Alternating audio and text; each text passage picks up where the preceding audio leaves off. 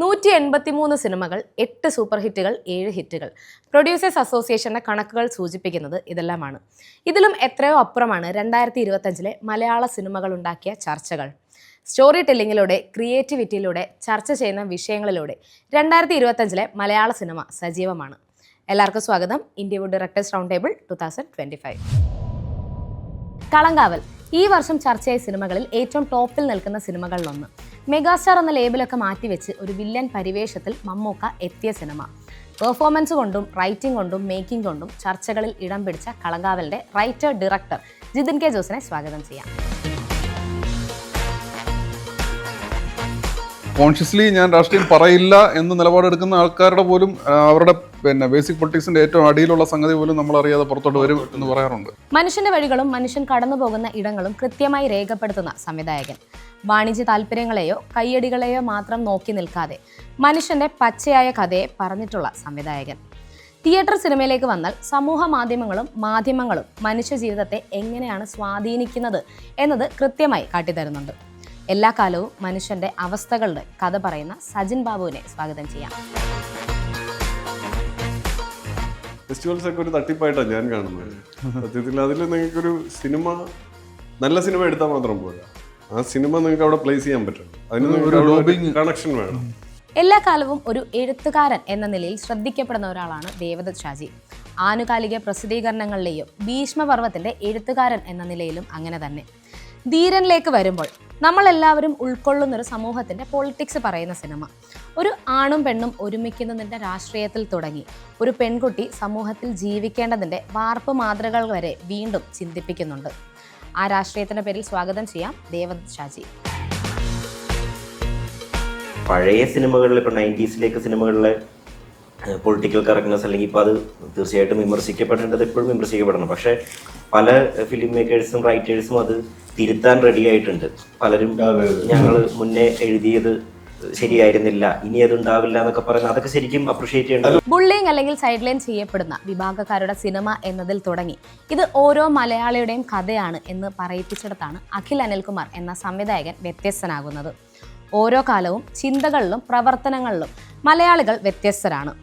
ആ മലയാളിയുടെ ബോധത്തിലേക്ക് ചിലതൊക്കെ നമുക്കൊന്ന് മാറ്റി ചിന്തിച്ചുകൂടെ എന്ന ചോദ്യം ഇട്ടിടത്താണ് തലവരെയും വ്യത്യസ്തമാകുന്നത്. സ്വാഗതം ചെയ്യാം അഖിൽ അനിൽകുമാർ. സിനിമ ചെയ്യുമ്പോൾ കൂടുതൽ റെസ്പോൺസിബിൾ ആവണം. അതിന് ആര് പ്രൊഡ്യൂസ് ചെയ്താലും നമ്മൾ റെസ്പോൺസിബിൾ ആണ്, ആര് അഭിനയിച്ചാലും റെസ്പോൺസിബിൾ ആണ്. മരണം കാത്തിരിക്കുന്ന ഒരു വീട്, ഒരു മനുഷ്യന്റെ ഏകാന്തത, ജീവിതത്തിൽ ആദ്യമായി കണ്ടുമുട്ടുന്ന ഒരു ആൺകുട്ടിക്കും പെൺകുട്ടിക്കും ഉള്ളിൽ ഉടലെടുക്കുന്ന ചില വികാരങ്ങൾ, ദുഃഖത്തേക്കാൾ അപ്പുറം നിൽക്കുന്ന ചില വിചാരങ്ങൾ, ഇതെല്ലാം ചേർത്ത് പറഞ്ഞപ്പോൾ ശരൺ വേണുഗോപാലിന് നേരിടേണ്ടി വന്നത് വിമർശനങ്ങളായിരുന്നു. നാരായണിന്റെ 3 ആൺമക്കളിലെ ആ തുറന്നു പറച്ചിലിന്റെ പേരിൽ സ്വാഗതം ചെയ്യാം ശരൺ വേണുഗോപാൽ. ഫിൽം മേക്കേഴ്സിനും കുറച്ച് സോഷ്യലി റെസ്പോൺസിബിൾ ആവാം. അത് എത്രത്തോളം എക്സ്റ്റെൻഡ് എന്നുള്ളത് പേഴ്സണൽ ചോയ്സ് ആണ്.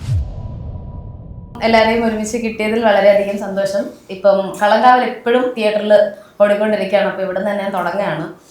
ഇപ്പം മുൻപൊക്കെ ഇപ്പം സൂപ്പർ സ്റ്റാർ പദവിയിൽ അല്ലെങ്കിൽ ഒരു മെഗാസ്റ്റാർ പദവിയിലുള്ള ആക്ടേഴ്സിന് അദ്ദേഹത്തെ സ്ക്രീനിൽ ഒരു അടി കൊള്ളുന്നതോ മരിക്കുന്നതോ കാണാൻ താല്പര്യമില്ലാതിരുന്ന പ്രേക്ഷകരായിരുന്നു നമുക്ക് ചുറ്റും ഉണ്ടായിരുന്നത്. പക്ഷെ ഇപ്പം അവിടെ നിന്ന് മാറി, ആസ്വാദന രീതി മാറി, വില്ലൻ കഥാപാത്രങ്ങൾ അതേ രീതിയിൽ അക്സെപ്റ്റ് ചെയ്യാനായിട്ട് തുടങ്ങി. അപ്പോൾ ഈ ആളുകളുടെ ഒരു ചിന്താഗതിയുടെ ഒരു ഇവല്യൂഷൻ ഉണ്ടല്ലോ, അത് ഈ കളങ്കാവൽ പോലൊരു സിനിമ ചെയ്യാൻ എത്രത്തോളം സഹായിച്ചിട്ടുണ്ട്? പലരും ചോദിക്കുന്ന പോലെ നമുക്ക് ഇങ്ങനെ ഒരു റോൾ ചെയ്യുമ്പോൾ അതിനകത്തൊരു ആങ്സൈറ്റി ഉണ്ടോ എന്നൊക്കെ ഒരുപാട് പേര് ചോദിച്ചായിരുന്നു. പക്ഷേ അങ്ങനെ അദ്ദേഹം ചെയ്യാൻ തീരുമാനിക്കുന്ന മൊമെന്റിൽ നമുക്ക് അങ്ങനെ ഒരു ആങ്സൈറ്റിയോ അങ്ങനത്തെ ഒരു ചിന്തയോ നമ്മുടെ മനസ്സിലോട്ട് സഡനായിട്ട് വന്നിട്ടില്ല. അപ്പം തന്നെ അതൊരു എക്സൈറ്റ്മെന്റ് തരുന്ന ഒരു ഡിസിഷനായിട്ടാണ് വന്നത്. അങ്ങനെ ഒരു തോട്ട് വരാനുള്ള ഒരു കാരണം എനിക്ക് തോന്നുന്നു ഈ ആൾക്കാരുടെ കാഴ്ചശീലത്തിലുണ്ടായ എവല്യൂഷൻ ആണെന്ന് തോന്നുന്നു. എനിക്ക് പ്രത്യേകിച്ച് ഈ പോസ്റ്റ് ടൊറന്റ് റവല്യൂഷന് ശേഷമുള്ള കാലഘട്ടത്തെ ആൾക്കാരുടെ ഒരു സിനിമ കാണുന്ന ഒരു സ്വഭാവത്തിലും സംസ്കാരത്തിലൊക്കെ ഭയങ്കരമായിട്ട് ഡ്രാസ്റ്റിക് ആയിട്ടുള്ള മാറ്റം വന്നിട്ടുണ്ട്. പ്രത്യേകിച്ച് പോസ്റ്റ് കോവിഡ് സമയത്ത് അത് കുറേ കൂടെ എൻഹാൻസ്ഡ് ആയെന്ന് തോന്നുന്നു. കുറേ കൂടെ ഈ ഭാഷാപരമായും സാംസ്കാരികമായിട്ടുള്ള അതിർപരമ്പുകളൊക്കെ ഭേദിച്ച് ഒരുപാട് സിനിമകളോട് എക്സ്പോസ്ഡ് ആയ ഒരു ആൾക്കാരുടെ ഒരു സാന്നിധ്യം ഇവിടെ ഉണ്ട്. അപ്പം മമ്മൂക്കയെ പോലുള്ള ആൾക്കാർ ഇതുപോലെ ഒരു പ്രോപ്പർ പ്രൊട്ടഗോണിസ്റ്റ് ആൻറ്റഗോണിസ്റ്റ് എന്നുള്ള ആ ഒരു സ്വത്വങ്ങളൊക്കെ ബ്രേക്ക് ചെയ്യുന്ന കഥാപാത്രങ്ങൾ തുടരെ ചെയ്യുകയും അത് പലതും ആൾക്കാർ നല്ല രീതിയിൽ അക്സെപ്റ്റ് ചെയ്യുകയും ചെയ്തുകൊണ്ടിരിക്കുന്ന ഒരു ചരിത്രമായിരിക്കാം നമ്മൾക്ക് അങ്ങനെ ഒരു ആത്മവിശ്വാസം തന്നെന്ന് വിശ്വസിക്കുന്നു. പിന്നെ സ്റ്റിൽ ഈ സിനിമ ചെയ്തുകൊണ്ടിരിക്കുന്ന സമയത്തും അതിന്റെ പോസ്റ്റ് പ്രൊഡക്ഷനിലും പലരും ഇങ്ങനെ ഒരു സംശയം പ്രകടിപ്പിച്ചിട്ടുണ്ടായിരുന്നു. കാണുന്ന ആൾക്കാർ ആരുടെ പക്ഷത്ത് നിൽക്കും എന്നൊക്കെ ഉള്ളത്. അപ്പോൾ നമുക്ക് ചെറിയൊരു കൺഫ്യൂഷൻ ഇടയ്ക്കൊക്കെ തോന്നിയിട്ടുണ്ടായിരുന്നു. തിയേറ്ററിൽ ചെന്ന് കാണുന്ന മൊമെന്റിൽ നമ്മൾ ഭയങ്കര സാറ്റിസ്ഫൈഡ് ആയിരുന്നു. ആൾക്കാർ ആരുടെ കൂടെ നിൽക്കുന്നു എന്നുള്ള ആ ഒരു കൺഫ്യൂഷനൊക്കെ മാറി. അത് എനിക്ക് തോന്നുന്നു തീർച്ചയായിട്ടും ആൾക്കാരുടെ ഓഡിയൻസിന്റെ ഭാഗത്തുനിന്ന് ഉണ്ടായിട്ടുള്ള ഒരു പ്രത്യേകിച്ച് നമുക്കറിയാം നമ്മുടെ തൊട്ടടുത്തുള്ള പല ഭാഷയിലുള്ള ഇതുപോലെ സ്റ്റാർഡം ക്യാരി ചെയ്യുന്ന ഒരുപാട് നടന്മാരുണ്ട്. അവരൊക്കെ നല്ലൊരു ശതമാനവും ഈ പറയുന്ന ടെംപ്ലേറ്റ്സ് തന്നെ ആവർത്തിച്ചുകൊണ്ടിരിക്കുന്ന ഒരു സംസ്കാരം നമ്മൾ കാണുന്നുണ്ട്. അപ്പോൾ അതിനെ ഒരു രീതിയിലും മൈൻഡ് ചെയ്യാതെ ഒരാൾ ഇവിടെ ഉള്ളത് നമ്മളെ സംബന്ധിച്ച് ഒരു അനുഗ്രഹം ആണെന്ന് കരുതുന്നു. അതെ. ഇപ്പം ഓരോ സിനിമയിലും പറയുന്ന പൊളിറ്റിക്സ് ഉണ്ടല്ലോ. ഇപ്പം അത് ഒരു സംവിധായകന്റെ പൊളിറ്റിക്സ് തന്നെ ആവണമെന്നില്ല ഒരു സിനിമയിൽ പറയുന്നത്. ഇപ്പം പ്രേക്ഷക പ്രീതിക്ക് വേണ്ടിയിട്ടോ കൈയടിക്കോ വേണ്ടിയിട്ട് നമുക്ക് പല പൊളിറ്റിക്സ്, പല രാഷ്ട്രീയങ്ങൾ പറയാം. അപ്പം ഒരു സംവിധായകൻ ശരിക്കും അദ്ദേഹത്തിന്റെ സ്വന്തം രാഷ്ട്രീയം തന്നെ ഒരു സിനിമയിലൂടെ കൺവേ ചെയ്യണം എന്നുള്ളതുണ്ടോ? അല്ല, രാഷ്ട്രീയം ഇപ്പം എന്തായാലും ഒരു ഫിലിം മേക്കർ എന്നുള്ള നിലയിൽ ഒരാൾക്ക് അയാളുടേതായിട്ടുള്ള രാഷ്ട്രീയം സ്വാഭാവികമായിട്ടും ഉണ്ടാവുമല്ലോ. അപ്പോൾ അത് അയാൾ എഴുതുന്ന ഒരു സിനിമയാണെന്നുണ്ടെങ്കിൽ ആ രാഷ്ട്രീയം സിനിമയിൽ തീർച്ചയായിട്ടും പ്രതിഫലിക്കും. പക്ഷെ അത് പറയാനായിട്ട് പറയണോ എന്നൊക്കെ ഉള്ളൊരു ക്വസ്റ്റ്യൻ, ഒരു തോട്ട് വളരെ ഇമ്പോർട്ടൻ്റ് ആണ്. അപ്പം എനിക്ക് തോന്നുന്നു ഇന്നത്തെ കാലത്ത് നമ്മൾ ഈ സ്വയം നവീകരിക്കുന്ന ഒരു രാഷ്ട്രീയം ഓൾറെഡി ഉണ്ട്. ഇപ്പം ഈ പണ്ട് കാലത്താണെങ്കിൽ ഈ പറഞ്ഞ പോലെ ഒരു സ്ത്രീകളെ കുറിച്ച് പറയുന്നതാണെങ്കിൽ, ഇപ്പോൾ കിങ് പോലുള്ള സിനിമ ഒക്കെ ഇറങ്ങുന്ന സമയത്താണെങ്കിൽ അതിനെക്കുറിച്ച് ആരും ബോധർ ചെയ്യാറില്ല. പക്ഷെ ഇപ്പം എല്ലാവരും എനിക്ക് തോന്നുന്നു എഴുതുന്നവർ തന്നെ ആ ഒരു രാഷ്ട്രീയം സ്വയം കോൺഷ്യസ് ആണ്. അത് എനിക്ക് തോന്നുന്നു അങ്ങനെ കൊണ്ടുവരുന്നുണ്ട്. അപ്പം അതൊരു പ്രധാനപ്പെട്ട ഒരു പോയിന്റായിട്ട് എനിക്ക് തോന്നിയിട്ടുണ്ട്. അല്ലാതെ പിന്നെ രാഷ്ട്രീയം പറയാനും അങ്ങനെ ചിലരങ്ങനെ ചെയ്യുന്നവരും ഉണ്ട്. അതെ, ചില ആൾക്കാർ അങ്ങനെ രാഷ്ട്രീയം പറയാൻ വേണ്ടി മാത്രം സിനിമ എടുക്കുന്നവരുണ്ട്. ഒരാളുടെ വ്യക്തിപരമായ രാഷ്ട്രീയം സിനിമയിലൂടെ പറയേണ്ടതില്ല എന്നുള്ളതാണ്. പറയേണ്ടതില്ല, അതൊരു അങ്ങനെ സ്റ്റേറ്റ്മെന്റ് ആയിട്ട് പറയാൻ പറ്റില്ല. അതെ, അത് അയാളുടെ ചോയ്സാണ്. നമ്മുടെ വർക്ക് ഓഫ് ആർട്ടിലാണെങ്കിലും ആ ആർട്ടിസ്റ്റിന്റെ പൊളിറ്റിക്സ് അത് നമ്മൾ അത് കാണുമ്പോൾ ആ വർക്ക് ഓഫ് ആർട്ട് കാണുമ്പോൾ അത് മനസ്സിലാവും. സിനിമയുടെ കേസിലാണെങ്കിൽ എനിക്ക് തോന്നുന്നു ഓരോ കാര്യങ്ങളും ഇപ്പം നമ്മൾ വെക്കുന്ന ഒരു ക്യാമറ ആംഗിളിൽ പോലും നമ്മൾ ഏത് പക്ഷത്താണ് ആ ഫിലിം മേക്കർ ഇരിക്കുന്നത് എന്നുള്ളത് നമുക്ക് ഓഡിയൻസിന് മനസ്സിലാവും. അപ്പൊ അതൊരു പാസീവായിട്ട് വരുന്ന പൊളിറ്റിക്സ് ആണ്. എന്താ പറയാ, അത് ഫോർ ഫ്രണ്ടില് ലൗഡായിട്ട് വരുന്ന ഒരു പൊളിറ്റിക്സ് അല്ല. പിന്നെ ഞാൻ പറയുന്നത് ആ ചോയ്സ് എടുക്കുന്ന ആ ഫിലിം മേക്കറാണ്, ആ റൈറ്ററാണ്. അയാളാണ് തീരുമാനിക്കേണ്ടത് ഞാൻ രാഷ്ട്രീയം പറയണോ അല്ലെങ്കിൽ രാഷ്ട്രീയം പറയണ്ടേ, അല്ലാതെ തന്നെ പറഞ്ഞാൽ മതിയോ എന്നൊക്കെ ഉള്ളൊരു തീരുമാനം എടുക്കേണ്ടത്. ഇദ്ദേഹം പറഞ്ഞ പോലെ അങ്ങനെ കോൺഷ്യസ്ലി ഞാൻ രാഷ്ട്രീയം പറയില്ല എന്ന് നിലപാടെടുക്കുന്ന ആൾക്കാരുടെ പോലും അവരുടെ പിന്നെ ബേസിക് പൊളിറ്റിക്സിന്റെ ഏറ്റവും അടിയിലുള്ള സംഗതി പോലും നമ്മൾ അറിയാതെ പുറത്തോട്ട് വരും എന്ന് പറയാറുണ്ട്. പിന്നെ നമ്മുടെ സുനിൽ മാഷ് പറഞ്ഞ കാര്യമാണല്ലോ, സുനിൽ പി ഇളയിടം പറഞ്ഞത്, അത് അൾട്ടിമേറ്റ്ലി സിനിമയാവണം എന്നുള്ളതാണ്. അത് എന്റർടൈൻ ചെയ്യിക്കുക, അത് ഏത് രീതിയിലാണ്. അല്ല, എന്റർടൈൻ മാത്രമല്ലല്ലോ സിനിമ. അല്ല, എന്റർടൈൻ മാത്രമല്ല ഞാൻ പറഞ്ഞ സിനിമ കൊണ്ട്. അതെ, അതിന് രാഷ്ട്രീയം പറയാതിരിക്കാം. ഞാൻ ബേസിക്കലി കഥ എന്ത് ഡിമാൻഡ് ചെയ്യുന്നു അത് കൊടുക്കുക. അപ്പൊ കഥാപാത്രം റോങ് ആയ കഥാപാത്രമാണെങ്കിൽ അയാളുടെ ഒപ്പം നിൽക്കുക. കാരണം എന്റെ പൊളിറ്റിക്സ് പറയണമെന്നല്ല, ആ കഥയ്ക്ക് ആവശ്യമുള്ള പരിപാടി. ഇപ്പൊ ജിതിന്റെ സിനിമ തന്നെ എടുത്ത് നോക്കുകയാണെങ്കിൽ ഏറ്റവും കൊടും വില്ലനായിട്ട് ഈ പറഞ്ഞ ആര് സൈഡ് നിൽക്കുമെന്നൊക്കെ ഉള്ള ഒരു സംശയം നമുക്ക് ആ സിനിമ കാണുമ്പോൾ തോന്നുന്നു. പക്ഷെ എനിക്ക് അതിൽ ഏറ്റവും ഇൻട്രസ്റ്റിംഗ് ആയിട്ട് തോന്നിയത് അതിന്റെ ക്ലൈമാക്സിൽ മമ്മൂക്കയ്ക്ക് അടികിട്ടി വീഴുമ്പോ എല്ലാവരും കൈയടിച്ചു. അല്ലെങ്കിൽ അദ്ദേഹത്തെ ഇഷ്ടമുള്ള ആളുകൾ തന്നെ അത് വില്ലനായിട്ട് കാണുന്നുണ്ടായിരുന്നു. പക്ഷെ എന്നാലും അവസാനം ആ ഡിക്കി അനങ്ങുന്നുണ്ട്. അത് നമ്മള് പിന്നെ അത് കറക്റ്റ് ആണ്. അത് നമ്മള് പിന്നെ അങ്ങനെ ഒരു പ്രത്യേക ഉദ്ദേശ ലക്ഷ്യത്തോട് അങ്ങ് ചെയ്തതാണ്. അത് അങ്ങ് അംഗീകരിക്കുന്നു. പിന്നെ നമ്മള് അത് ചെയ്തപ്പം ഒരു ഇതുണ്ടായിരുന്നു, നമുക്ക് വാദത്തിന് വേണ്ടിയിട്ട് അത് ഡിക്കി ചുമ്മാ അനങ്ങി ഏതോ ഒരാൾ പുക വിട്ടു എന്നൊക്കെ പറഞ്ഞു നിൽക്കാമല്ലോ എന്ന് പറഞ്ഞ് സ്വയം ആശ്വസിച്ച് ചെയ്തതാണ്. അതിന് 2 വേർഷൻ ഉണ്ട്. അതുകൊണ്ടുണ്ട് നമ്മള് കാണിച്ചിരിക്കുന്ന വിഷ്വൽസ് അങ്ങനെയാണ്. അതിന് ഇന്റർപ്രിട്ടേഷൻസ് ഉണ്ടെന്നോ ഒരാളുടെ സാന്നിധ്യം ഉണ്ടെന്നോ ഇല്ലെന്നോ ഒക്കെ കാണുന്ന ആൾക്കാർ തീരുമാനിക്കുന്നത്. അല്ല, പഴയ വണ്ടിയാണ് അപ്പത്തേക്ക്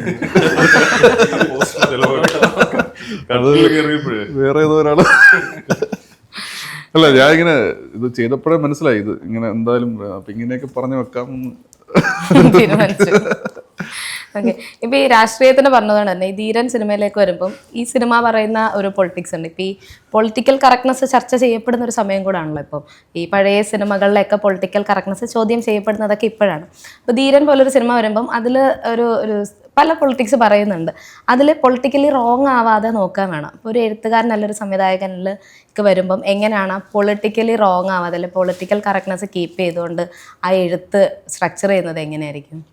തീർച്ചയായിട്ടും അതിന് ഇപ്പോൾ ഒരു സിനിമ ചെയ്യുമ്പോൾ ഞാൻ കോൺഷ്യസ് ആണ് പൊളിറ്റിക്കലി കറക്റ്റ് ആയിരിക്കാൻ. കാരണം ഇപ്പോൾ ഞാൻ മുന്നേ ചെയ്ത പണ്ട് ഒരു 10 വർഷം മുമ്പ് ചെയ്ത ഷോർട്ട് ഫിലിമിലൊക്കെ എനിക്ക് തന്നെ അറിയാം പല ഡയലോഗ്സും അല്ലെങ്കിൽ പല കാര്യങ്ങളൊക്കെ വളരെ മോശമായിട്ട് പൊളിറ്റിക്കലി റോങ് ആയിട്ടുള്ള കാര്യങ്ങൾ എഴുതിയിട്ടുണ്ട്, ഷൂട്ട് ചെയ്തിട്ടുണ്ട്. പക്ഷെ ഇപ്പോൾ അത് ശ്രദ്ധിക്കാറുണ്ട്. ഇപ്പോൾ ധീരനിൽ ഞാൻ പ്രധാനമായിട്ട് എനിക്ക് പറയാൻ ആഗ്രഹം ഉള്ളൊരു കാര്യം, അതിലൊരു നായകനും നായികയും തമ്മിലുള്ളൊരു അവരുടെ ഒരു റിലേഷൻഷിപ്പിൽ അത് ഒരു ഇമോഷണൽ കമ്മിറ്റ്മെൻ്റ് ഒന്നും ഇല്ലാതെ പ്യുവർ ലസ്റ്റിൽ മാത്രം നിൽക്കുന്നൊരു റിലേഷനായിരുന്നു അതിൽ രാജേഷ് ഏട്ടനും അശ്വതിയും ചെയ്ത ആ റിലേഷനിൽ. അപ്പോൾ അതെനിക്ക് ഒരു എന്താ പറയുക, അതിനെ നോർമലൈസ് ചെയ്ത് കാണിക്കണമെന്ന് ഭയങ്കര ആഗ്രഹമായിരുന്നു. അപ്പോൾ അത് എനിക്ക് തോന്നുന്നു ധീരം കണ്ടിട്ട് പലരും ചർച്ച ചെയ്ത് അത് സപ്പോർട്ട് ചെയ്യുന്നവരുണ്ട്, എതിർക്കുന്നവരുണ്ട്. തീർച്ചയായിട്ടും നമ്മൾ അത്രയും വൈഡർ ഓഡിയൻസിലേക്കാണ് ഒരു പ്രൊഡക്റ്റ് കൊടുക്കുന്നത്. അപ്പോൾ അത് സപ്പോർട്ട് ചെയ്യുന്നവർ എതിർക്കുന്നവർ എന്തായാലും ഉണ്ടാവും.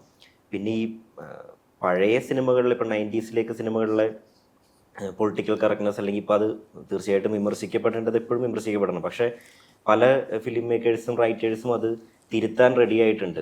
പലരും ഞങ്ങൾ മുന്നേ എഴുതിയത് ശരിയായിരുന്നില്ല, ഇനി അത് ഉണ്ടാവില്ല എന്നൊക്കെ പറയുന്നത് അതൊക്കെ ശരിക്കും അപ്രിഷിയേറ്റ് ചെയ്യേണ്ടത്. അല്ല, പക്ഷെ അത് സിനിമ മാത്രമല്ല, വ്യക്തികളും അതിനോടൊപ്പം നവീകരിക്കപ്പെടുകയല്ലേ ചെയ്യുന്നത്. നമ്മളിപ്പം 10 കൊല്ലം മുന്നേ ആലോചിച്ച രീതിയിലല്ലല്ലോ നമ്മളിപ്പോൾ.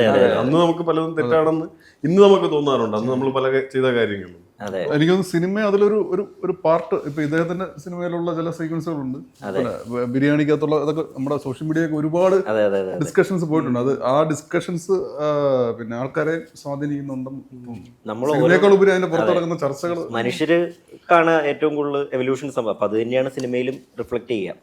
അപ്പോൾ അതിൽ നല്ല മാറ്റങ്ങളെ സ്വാഗതം ചെയ്യാന്നുള്ളതാണ് ഞാൻ എപ്പോഴും ആഗ്രഹിക്കുന്നത്. ഇപ്പൊ നമ്മൾ പണ്ട് ഒരു ബോഡി ഷേമിങ് തമാശക്ക് ചിരിച്ചെങ്കിൽ ഇന്ന് നമ്മൾ ചിരിക്കാതിരിക്കുന്നുണ്ടെങ്കിൽ അത് നമ്മുടെ മാറ്റമായിട്ടാണ് ഞാൻ കാണുന്നത്. അല്ല, എനിക്ക് തോന്നുന്നു അഖിലിന്റെ ഒക്കെ സിനിമയില് ഫ്രീഡം ഭയങ്കര രസകരമായിട്ട് ആ കാര്യങ്ങളൊക്കെ അവതരിപ്പിച്ചിട്ടുണ്ട്. അല്ല, അത് മാറ്റം തന്നെ. ദേവദത്ത് പറഞ്ഞ പോലെ നമ്മൾ മാറുന്നതിൻ്റെ ഒപ്പം സിനിമകൾ മാറുന്നു.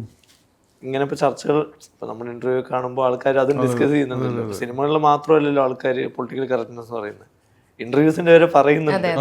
പ്രത്യേകിച്ച് ഇപ്പൊ നമ്മുടെ പൊളിറ്റീഷ്യൻസ് തന്നെ പറയുന്ന ചില ജോക്സിനെ നല്ല രീതിയിൽ ചർച്ച നടക്കുന്നുണ്ട്. അപ്പം പലരും അത് തെറ്റാണ് എന്ന് തിരിച്ചറിയുന്നത് തന്നെ ഈ ചർച്ചകൾ കാണുമ്പോഴായിരിക്കും. അതൊരു ചിലപ്പോൾ അടുത്ത ജനറേഷനിൽ ഈ കാര്യങ്ങളൊന്നും ഉണ്ടാവുകയില്ലേ.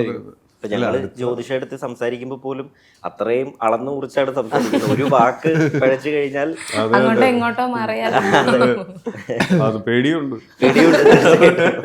ഇപ്പം ഇവിടെ ഇരിക്കുന്ന എല്ലാവരും നോക്കിക്കഴിഞ്ഞാൽ 1 അല്ലെങ്കിൽ 2 സിനിമകൾ 3 സിനിമകൾ വരെ ചെയ്തിട്ടുള്ള സംവിധായകരാണ് ഇവിടെ ഇരിക്കുന്നത്. 4 സിനിമകൾ. ഓക്കെ.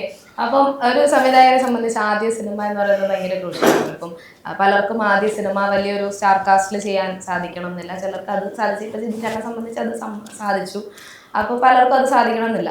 പലപ്പോഴും സിനിമയുടെ കണ്ടന്റ് നല്ലതാണെങ്കിൽ പോലും സ്റ്റാർ കാസ്റ്റ് ഇല്ലാത്തതിൻ്റെ പേരിൽ ചിലപ്പോൾ ആളുകളിലേക്ക് പ്രൊമോഷൻ്റെ പ്രശ്നങ്ങൾ കാരണം ആളുകളിലേക്ക് എത്തപ്പെടാതെ പോയേക്കാം. അപ്പോൾ ശരിക്കും എന്തൊക്കെ ഫാക്ടേഴ്സ് ആയിരിക്കും ഒരു പുതുമുഖ സംവിധായകന്, ഒരു സ്റ്റാർ കാസ്റ്റ് ഇല്ലാതെ സിനിമ ചെയ്യുന്ന ഒരു പുതുമുഖ സംവിധായകനെ പുറകിലോട്ട് വലിക്കുന്ന ഫാക്ടേഴ്സോ അല്ലെങ്കിൽ അദ്ദേഹത്തിന് ഒരു സംവിധായകന് നിലനിൽക്കാൻ വേണ്ട ഒരു മോട്ടിവേഷൻ ഒക്കെ ചോദിച്ചു കഴിഞ്ഞാൽ എന്തൊക്കെയായിരിക്കും? ഈ ഒരു കാലഘട്ടത്തിൽ എനിക്ക് തോന്നുന്നു സ്റ്റാർ കാസ്റ്റ് വളരെ ഇമ്പോർട്ടൻ്റ് ആണ്. ഇപ്പം നമുക്കൊരു കുറച്ചു കാലം മുന്നേയൊക്കെ നമുക്കൊരു പാരലൽ സിനിമ അല്ലെങ്കിൽ ഇൻഡിപെൻഡന്റ് സിനിമ അല്ലെങ്കിൽ ഫെസ്റ്റിവൽ സിനിമ എന്നൊക്കെ പറയുന്ന ഒരു മേഖല കുറെ കൂടെ സജീവമായിരുന്നു. അതിപ്പം ഇല്ലാതായിക്കൊണ്ടിരിക്കുകയാണ്. എനിക്ക് തോന്നുന്നു എന്നെ സംബന്ധിച്ച് വ്യക്തിപരമായിട്ട് പറയുകയാണെങ്കിൽ ഞാൻ അത്യാവശ്യം കുറെ ഫെസ്റ്റിവലിൽ ക്യാൻ ഫെസ്റ്റിവലിൽ വരെ പോയിട്ടുള്ള ഫെസ്റ്റിവൽസ് ഒക്കെ ഒരു തട്ടിപ്പായിട്ടാണ് ഞാൻ കാണുന്നത്. സത്യത്തിൽ അതിൽ നിങ്ങൾക്കൊരു സിനിമ നല്ല സിനിമ എടുത്താൽ മാത്രം പോരാ, ആ സിനിമ നിങ്ങൾക്ക് അവിടെ പ്ലേസ് ചെയ്യാൻ പറ്റും. അതിന് നിങ്ങൾക്ക് അവിടെ കണക്ഷൻ വേണം.